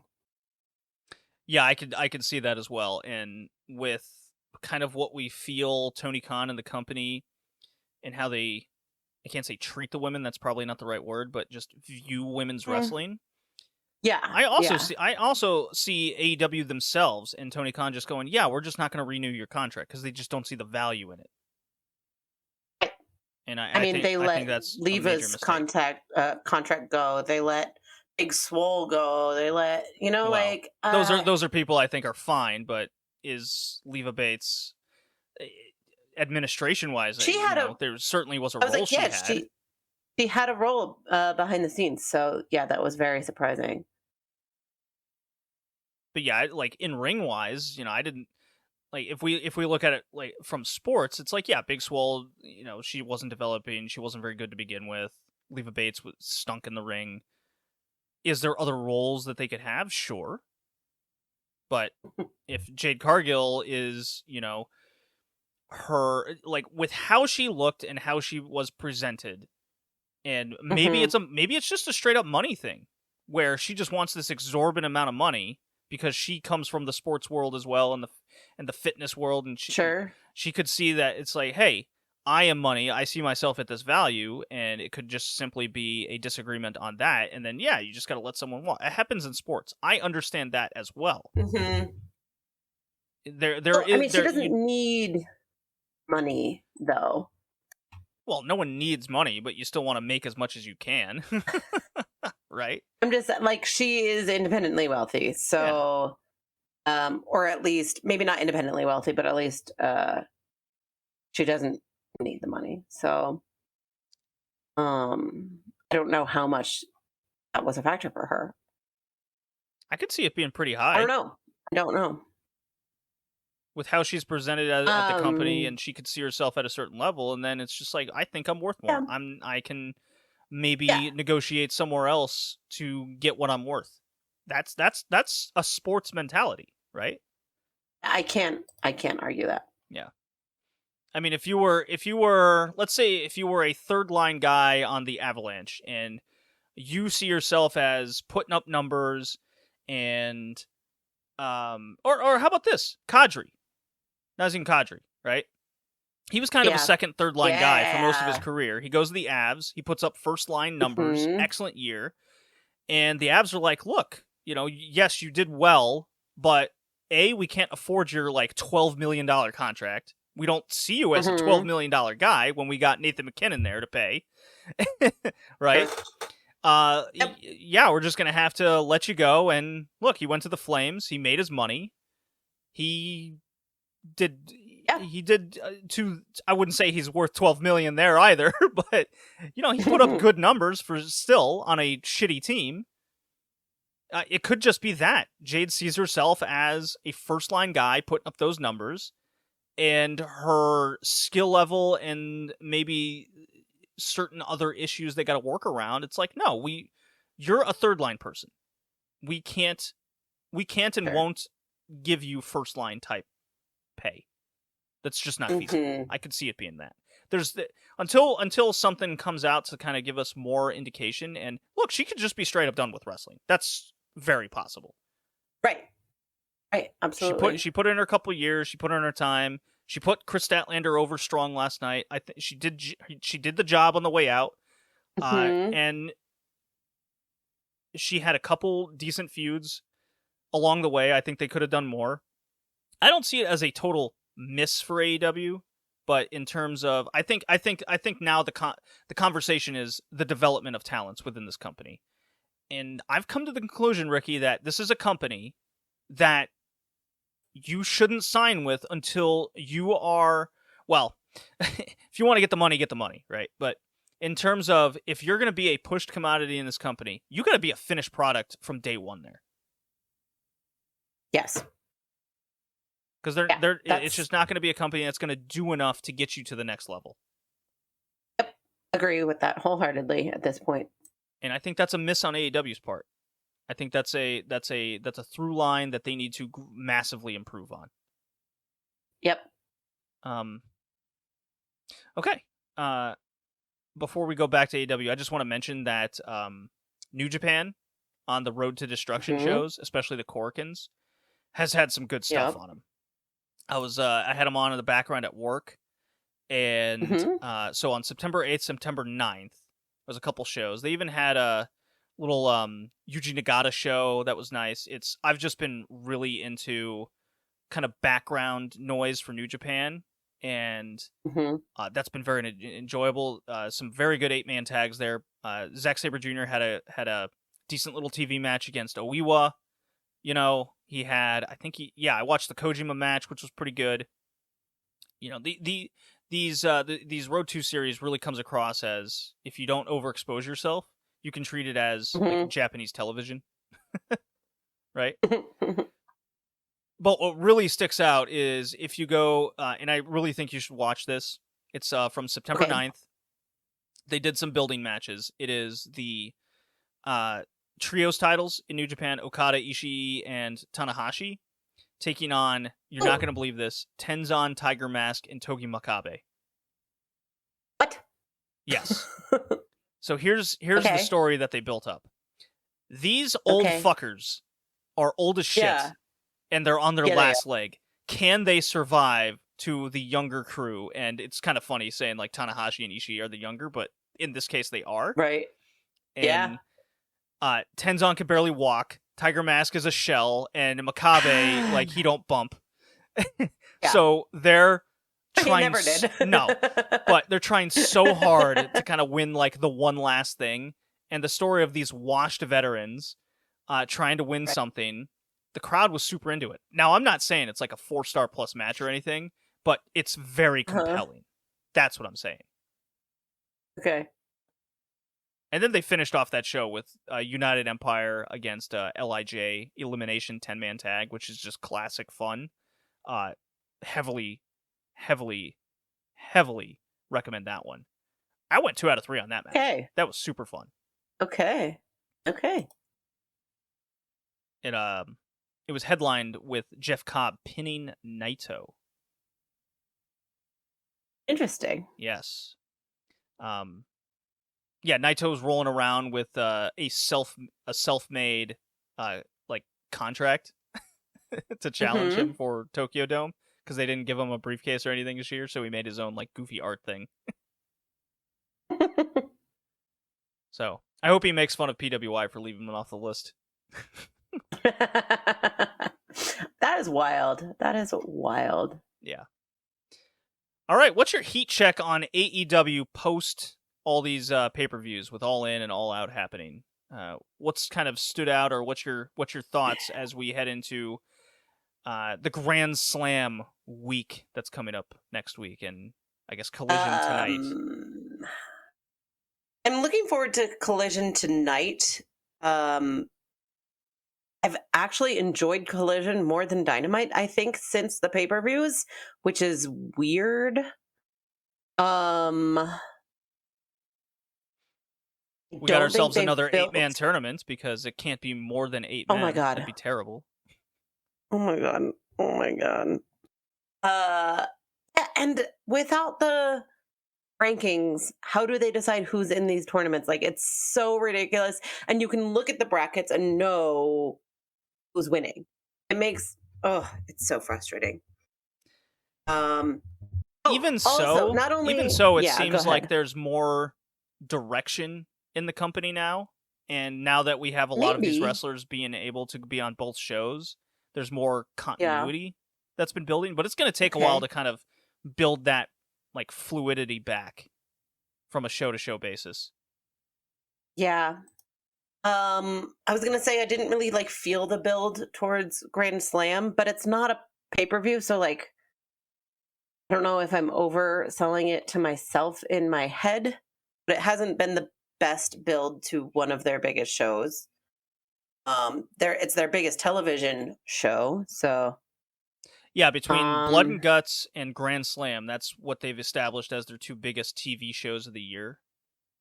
Yeah, I guess maybe. like Winter is Coming is always a big one. Yeah, that's a big one. But I'm like physically like Grand Slam, will be their biggest television show, or should be. It should I don't know be, what the ticket sales the tickets are terrible. Like. I don't. Yeah. I heard that they were really expensive at first, and they've since dropped. Yeah, they're doing 2-for-1s now. You can get lower bowl for like $30. Yeah, it's not good. Tony Khan did tweet this morning or yesterday that they just moved the most tickets for Grand Slam in one day since they went on sale. Well, so that probably happened on Wednesday after Dynamite or Thursday morning, maybe. Because I don't know. I feel like it's hard to get excited about Grand Slam when we have Wrestle Dream looming and we have Bryan Danielson versus Zack Sabre Jr. staring us in the face in a couple weeks. weeks. So. Yeah, and you got Swerve and Hangman in a couple weeks too. Like, it's weird. Yeah. Well, it's not weird. It's I would the major issue I have is when a company clearly has all of these huge events to plan out for, and you know this is coming months and months and months in advance, right? Yep. I would say back in April, okay? Because February, March, April is plenty of time to kind of get your ducks in a row, plan out maybe injury returns and an alternative. Okay, follow me so far? Okay, I'm with and you. Plan out alternatives in case of injury. Always have a backup plan, right? So you can have a roadmap. Yep. And when I was thinking about what AEW used to be over the last few years, they would have that. I would be confident in saying they would have that roadmap written out. Okay? Back in the spring, you go, okay, we got Double or Nothing, Forbidden Door. Yep. We got All In, All Out, Grand Slam, maybe Wrestle Dream comes later, but you would have and Blood and Guts in the middle as well. But you're like that was already planned out like way back then. Okay, with the groups, injuries and schedule alike. But you would have that planned out. You have all these shows. You have to do that. Otherwise, everything becomes a mess, like what we've seen. And what we haven't seen is a clearly laid out roadmap in how to get to all these places. When the best thing, is it the best? I might say the best thing AEW has done since Double or Nothing was the culmination of Orange Cassidy against Jon Moxley. Yes. And there's a reason for that, is because they did something simple. Cassidy wins a bunch of matches, his body's breaking down, and here comes big bruiser brawler Moxley over here to take the title. And what is the Cassidy follow-up? It's very weird, where he's just kind of depressed on TV, and he's just like, I don't know. And you and I talked about him losing up to maybe go after the ROH title and how they booked it, but clearly they stuck with the Kingston plan. And in that case, it's like, okay, why didn't you just have Cassidy punch Moxley on the pay-per-view? And that would have, completed the circle. But we're not there. AEW's not doing those things, just those little things to kind of protect X to get to Y and equal Z. If you're putting out a math formula for all this, it doesn't lay out that way. Instead, we're putting in variable X, variable Y in ABC, and the formulas don't match up with each other. That's what I'm saying. Yeah, I've heard people joke that, he books from a spreadsheet. I don't get that feeling anymore. But I don't think he has. If he's still booking from a spreadsheet, he's got his columns and rows mixed up or something. Like there is a mismatch for sure. Yeah. You want to pick on the women's division some more? Okay. So we have. I do have. Wait. I have something. Maybe it's going to be the same thing you're going to say. Okay, go for it. Okay. So, Grand Slam coming up. We did a 4-way match to determine. Is this what you were going to say? Yeah, kind of. Yeah. Historic Okay. So, tradition wait. that is women's 4-ways. Rick, you got to say it right. That's fine. Now they're establishing the 4-way. I don't care. That's fine. This is a 4-way to determine who will face the champion.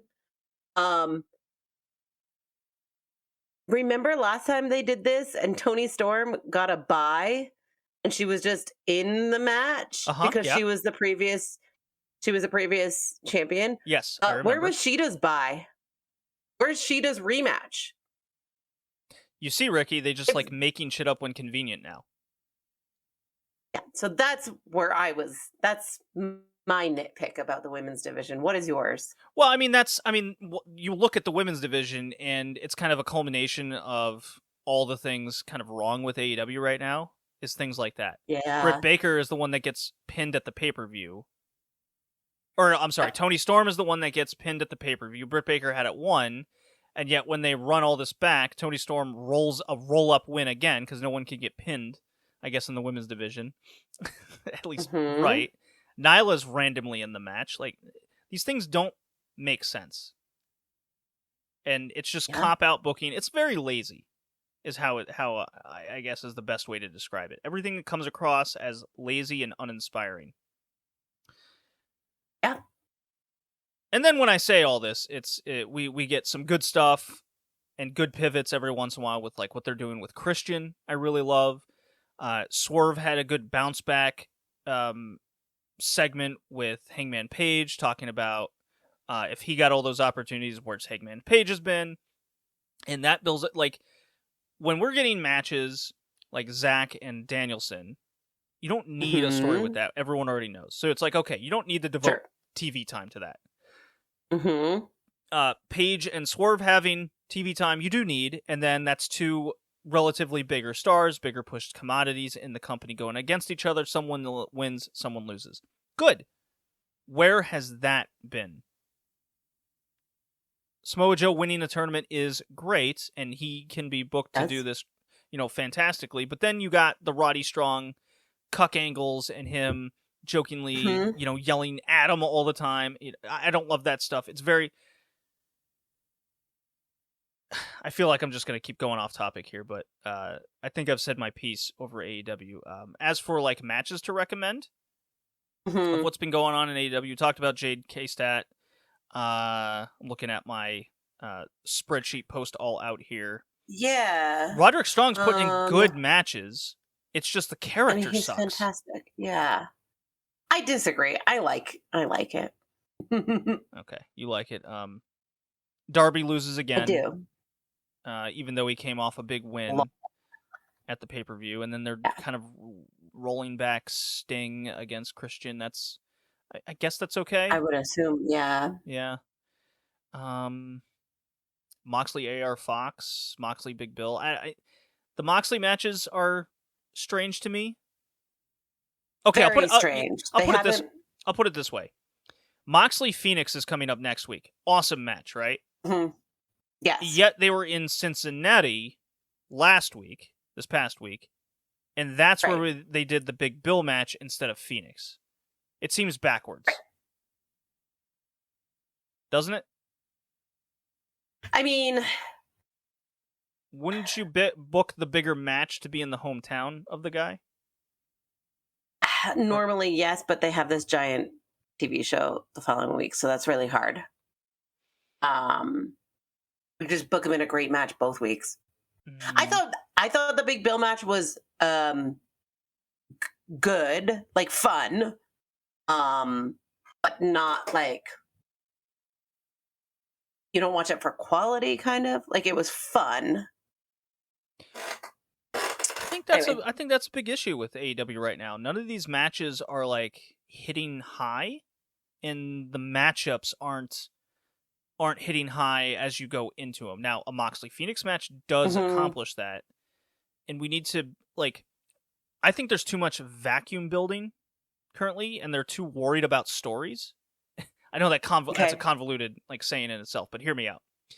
So they want to tell all these stories. In my opinion, none of these stories are told well at all because they're too concentrated on that, and then it leads to matches like with Moxley Big Bill, where because they're more focused on the story instead of actually building up someone to be credible, the wires get crossed. How do I take Big Bill seriously when he's never had a match that he wins, even though the story of Ricky Starks and Bill is present? Am I making sense? Yeah. You take him seriously because he's huge. I don't think AEW fans care about that, though. That's very 1980s. Yeah, but that's what it is, right? So. All right. Shall we close the book on AEW and start talking about terrible TV shows? Okay. Let's. All right. WCW, here we go.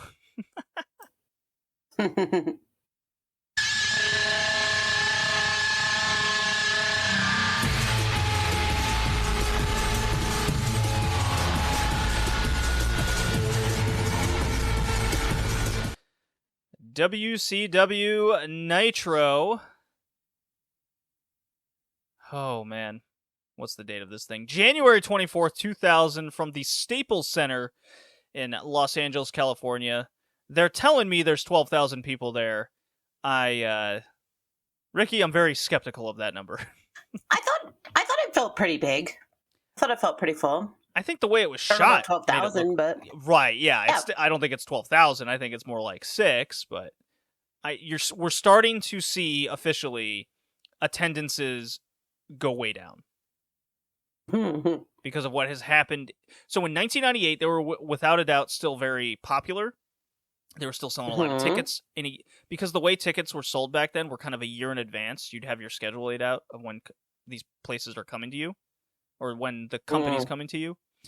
So with how 1999 was so terrible that nobody bought their tickets a year in advance. And in January, at this point, it was just after the Finger Poke of Doom and all that shit. So now we're starting to see kind of the fruits of their, awful labor. Yeah. So the show starts out with a 10-bell salute to Bobby Duncombe Jr., who died, I believe, of a drug overdose. And get ready, we're going to get through a lot of these. Okay. Yeah. The story of this show, as we left off post-sold out and after last show, with Kevin Nash as the commissioner. He is Lord Master, Rickee. Yeah. He is the commissioner. The NWO are his buddies. They all show up in limos, separate limos, and Scott Hall is here to just kind of roam around and talk some stuff and chew a toothpick with hot women. Okay. Yeah. Now, did you see the former Victoria in there? I don't know that I'd recognize her. I don't know that I know who that is. I thought it was her. I don't know that I tell. I don't think I know who she is, so no.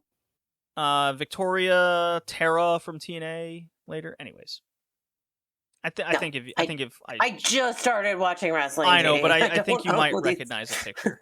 But maybe I would recognize her now. Yeah, but so get this: they randomly announced that Oklahoma has vacated the Cruiserweight title.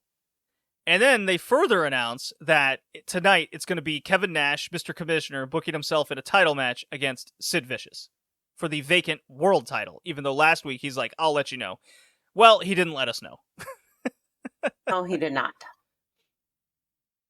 So our conclusion to the Oklahoma berates and beats women and calls them sluts, he's just not champion anymore. We have no conclusion to that. So instead, we have a tournament with no bracket. We don't know who's in it, but goddamn it, we're having matches. Did any of these Cruiserweight title matches mean anything to you?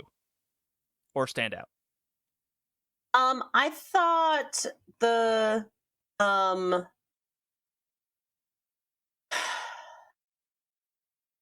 well, I just thought it was really funny that they're like a tournament. An 8-man tournament too.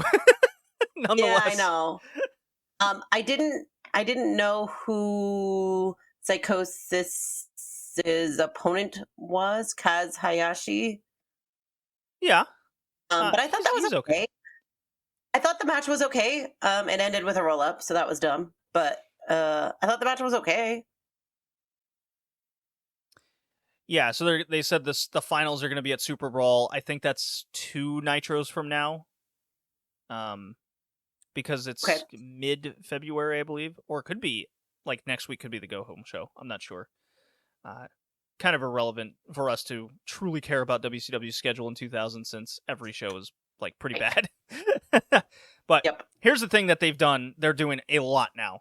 And tell me if you've noticed this. Okay. The amount of WWF references and caricatures is just invading the show 6 times over.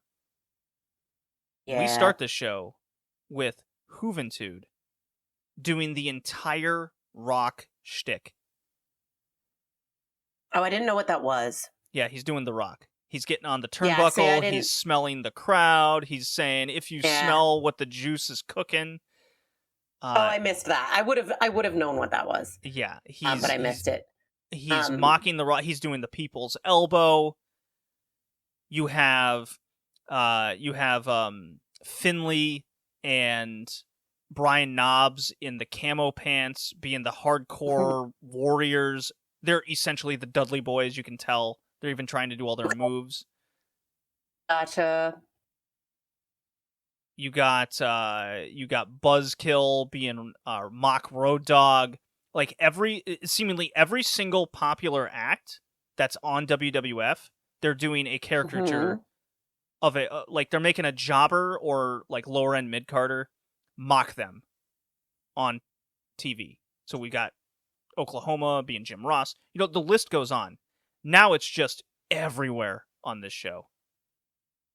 It's up and down. Okay. Yeah. They're essentially booking a TV show to be a parody of the WWF right now. Yeah. Got it. Yeah, that's dumb. Not a good business model. No. Or a good way to have a television show. No, it makes for just bad TV. Bad TV. Yep. So Psychosis beats Kaz. Later they have a match of Billy Kidman against, I'm trying to scroll down this sheet, but it's like freaking out. So I'm going to refresh this page. Billy Kidman was against Vampiro. Yeah, that match was okay, but clearly the focus was on Tori Wilson. And don't get me wrong, Tori Wilson's super hot. Yeah. She's super hot. Yeah. Sure is. Yeah. Yeah. I was distracted. Everyone's distracted. It makes you question like what you want in life. You're just like, wait a minute, Tori. Oh my god. Yep. Bobby Heenan sure was thinking like that. Oh my god, disgusting. Oh my god. His whole show. For this whole show, he just kept the whole show. He would just like completely antagonize him and shut him up and tell him he's wrong, and he's just over it. Okay. Oh my god. Speaking of announcers being over it, there is during the what was that tag match? I think it was Brian Knobbs and Finley against the Mamalukes. And what happens is before the match starts, the trio of Daphne, David Flair, and Crowbar come out, and they essentially terrorize and kick the commentators out of the table, right? And they take over the commentary booth table. So for the entire tag match, you have Daphne screaming, which I don't get this like historical viewpoint of Daphne. I think her character is an atrocity. She clearly doesn't wrestle, so she just screams over these matches. I hate it. David Flair is... I love her. David Flair is an abomination of a wrestler. He's all he does on commentary is say things weird and says, "Do you like my crowbar?" And then he starts dancing on the table. While Crowbar is supposed to be kind of this weird gas station guy, and he's the one trying to call a match like a professional, which is very strange. Obviously, he's not like great at it, but I go, what are we watching when you kick professionals out of the table and you put this on TV? Again, it makes for bad television. Oh, my site's breaking. The KB wrestling reviews where I get all these Nitro breakdowns. It's it's kind of a broken site now. So I guess I'll just do the rest off memory. There's a lot of Nitro deserves it. It doesn't deserve my full attention. Sure. But considering I just watched this today, it's pretty fresh in my head. And I was running late, so you told me to stop where I was and skip ahead to the main event. So I only got through the Tank Abbott match and the post-match angle, which is that an angle? Okay. So Tank Abbott comes out to squash a giant man who I don't remember, Al Green, and the whole time I'm just thinking of the singer, right? So I'm like, right, are they calling him Al Green? Anyway, He's enormous. Tank Abbott squashes him. On his way back up the ramp, he stops and he jaw jacks at some dude in the crowd, and then just keeps going. And I didn't think anything of it. I was just like, okay, like he's interacting with the crowd, great. Later, right. Bobby Heenan comes out and he tries to get a word from this random dude in the crowd. And he says, "Oh, well, you were saying something to Tank Abbott. Clearly, you have a history." And the guy goes, "Well, all I can say is we have a history." Yeah, phenomenal television, right? Doesn't identify himself. I don't know. They say he was like part of Abbott's crew in the UFC. But like it's not clear. They're like, I think he's this person. I think I don't know. It was really bad. Don't get a name. Don't get what their relationship is or was, or why he's mad because Tank Abbott sold out to come to WCW. I guess that's it. That's the thing, right? So yeah. So we got the Wall defeating Kid Romeo. I like Kid Romeo. I look forward to watching more of him. He's a young guy. He was we see him in a lot of like early TNA, and he's one of the few highlights. Yeah. We get Screamin' Norman Smiley, who is a comedy jobber, making jobbers out of Shane Helms of 3 Count. And yes, that is Shane Helms, the Hurricane. Yeah.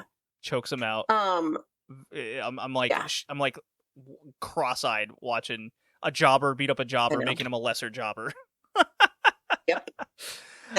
That sums it up. Yeah, the other whole like overarching story of the night is Kevin Nash wants to put Sid Vicious through the ringer, and I can't believe they did this. And yes, I can believe it because it's WCW and it's terrible. They go, tonight on Nitro, we'll have a roadblock match. Before Sid Vicious can face Kevin Nash, he has to face Jeff Jarrett, advertised. And apparently they've been advertising that aspect since Thunder last week. A lot of references to Thunder, but who cares? We can't be bothered to watch that nonsense. And then, no more than like 5 minutes later, we're in the locker room, or the private office of the commissioner. It was Kevin like 90 Nash. sequence later. It might even, it was so fast. It was so fast. And then they go, Jeff Jarrett, I'm sorry you didn't pass your physical. You can't wrestle tonight. Who else we got? And it was, who was it? Was it Bam Bam Bigelow? No, that was the Terry Funk match. Who did, no, Sid Vicious fought the Harris brother. That's what it was. Oh my God. Yes. Don Harris. Sure. One of the Harris boys. Terry Funk had a hardcore match against Bam Bam Bigelow. That's the other story. So Terry Funk comes with Arn Anderson, and if he wasn't already a big nerd from Terry Funk's debut, he was commissioner, got a bunch of old guys, lost his commissionership, and now he's facing Bam Bam Bigelow. He did a moonsault in the match, which was cool. 55 years old Terry Funk. And after the match, he gets the shit kicked out of him, and he goes, "You're going to have to kill me. I got another, old friend that's coming." I just go, I don't know why we're supposed to care about this Terry Funk storyline. Let's see. Ernest Cat Miller came back. He said some things, made fun of fat people. Lex Luger beat up Booker T, which was weird because that was advertised as Luger and, the total package was Elizabeth against Booker T with Midnight, but Midnight did not accompany him to the ring, but came out later. Yeah. Yep. So we get to our main event, Sid Vicious, Kevin Nash, and I hate to say this, I kind of liked it. In a vacuum, I kind of liked it. Yeah. I thought it was okay. Nash did cut a promo first. Oh God, abysmal. It was really bad. I don't know how many times he said, "And me, the commissioner, big sexy Kevin Nash." Like he said it like 17 times in a 2-minute promo. I don't know where people get this idea that Kevin Nash was a good promo. Every time I watch this guy get on the mic, I think I lose a part of my soul. I didn't know people considered him to be a good promo. Yeah. The few that we've seen so far have not been good. It might be, partially the story he's trying to drive, but no, it's because not good.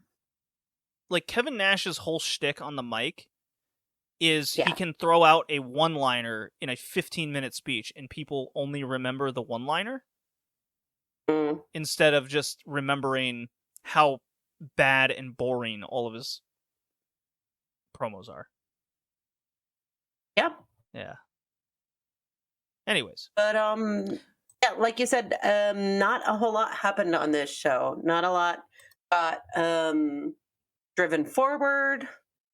I don't know.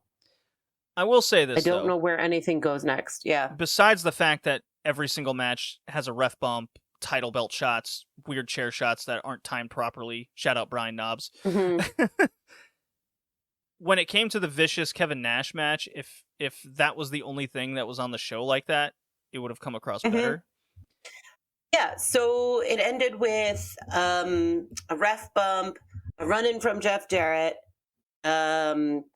Somehow, I guess, did Sid clock him? I don't remember. Somehow Sid thwarts Jeff Jarrett. Yeah, Sid thwarts Jeff Jarrett with the guitar. Yeah. Gets his guitar, cracks Kevin Nash with it because and remember Kevin Nash. So the ref is down. He outlawed the power bomb because that match went well so much the first time. Yes, that was the point of the promo. Sorry, I forgot to mention that. And so the whole wondering is how is Vicious going to overcome the odds and find a way to beat Nash without the power bomb? Because Kevin Nash found a way to beat him with a power bomb last time anyway. So I'm like, okay, I get it. And Vicious then cracks him with the guitar, pretends he was also hit, and then just pins Kevin Nash and becomes champion. I go, okay. So if I look at it from the perspective of a guy left your company, you made him champion, you're stupid. How do we pivot away from this stupidity? You have Commissioner Nash be a bumbling heel fool, which I'm always for. Vicious has been kind of the highlight of Nitro over the past, 6 months now. Yeah. Whether I agree with this kind of story that they tell, he's definitely over. I hate his matches, but sometimes he comes across like pretty okay with like the Bret Hart match and this one. I have a weird fascination with Sid Vicious and how he like his promos and in the ring. He's so different and unique. Yes. He came across as finally a big deal and they had the confetti going. I go, okay, if this was a normal company and a competent company, I'd be like, okay, you got your big babyface champion. You have a bunch of heels in this company. You got a lot of directions you could go with Sid Vicious, but am I confident that they're going to do this competently? For all I know, they could just vacate the title next week and we're back to square one, and then all of this was mute. Sure. Yeah, I think that's going to happen, actually. Yeah. I don't know. I don't know what happens next, but we'll see. Yeah. Show was boring. I would say that. I found it pretty super boring. Yeah. Like I said, nothing happened. Well, Sid Vicious happened. Yeah. Oh. That was something else Bobby Heenan on commentary at the beginning. Well, I predict there's going to be a new champion at the end of tonight. Bobby, title's vacant. And he's like, so I'm right. I want to know what he drinks on these shows all the time. I need some. Oh my God. Shivani has no patience for him, and my patience for him is wearing thin as well. Yeah. I forget when we get like a completely new announcing crew, but I have a feeling it's going to come sooner than later in the year 2000. Okay. Completely new? Like all three guys are gone? Is it all three? I know Mark Madden comes at one point. He's a grifter that's friends with like Disco and those guys. You get the idea where this goes. But gotcha. The commentary team changes and they are horrid. So there'll be a lot to make fun of. Okay. That was Nitro. Looking forward to the build to Super Brawl. All right, Rickee, that'll do us for today. See you next time. All right. Later.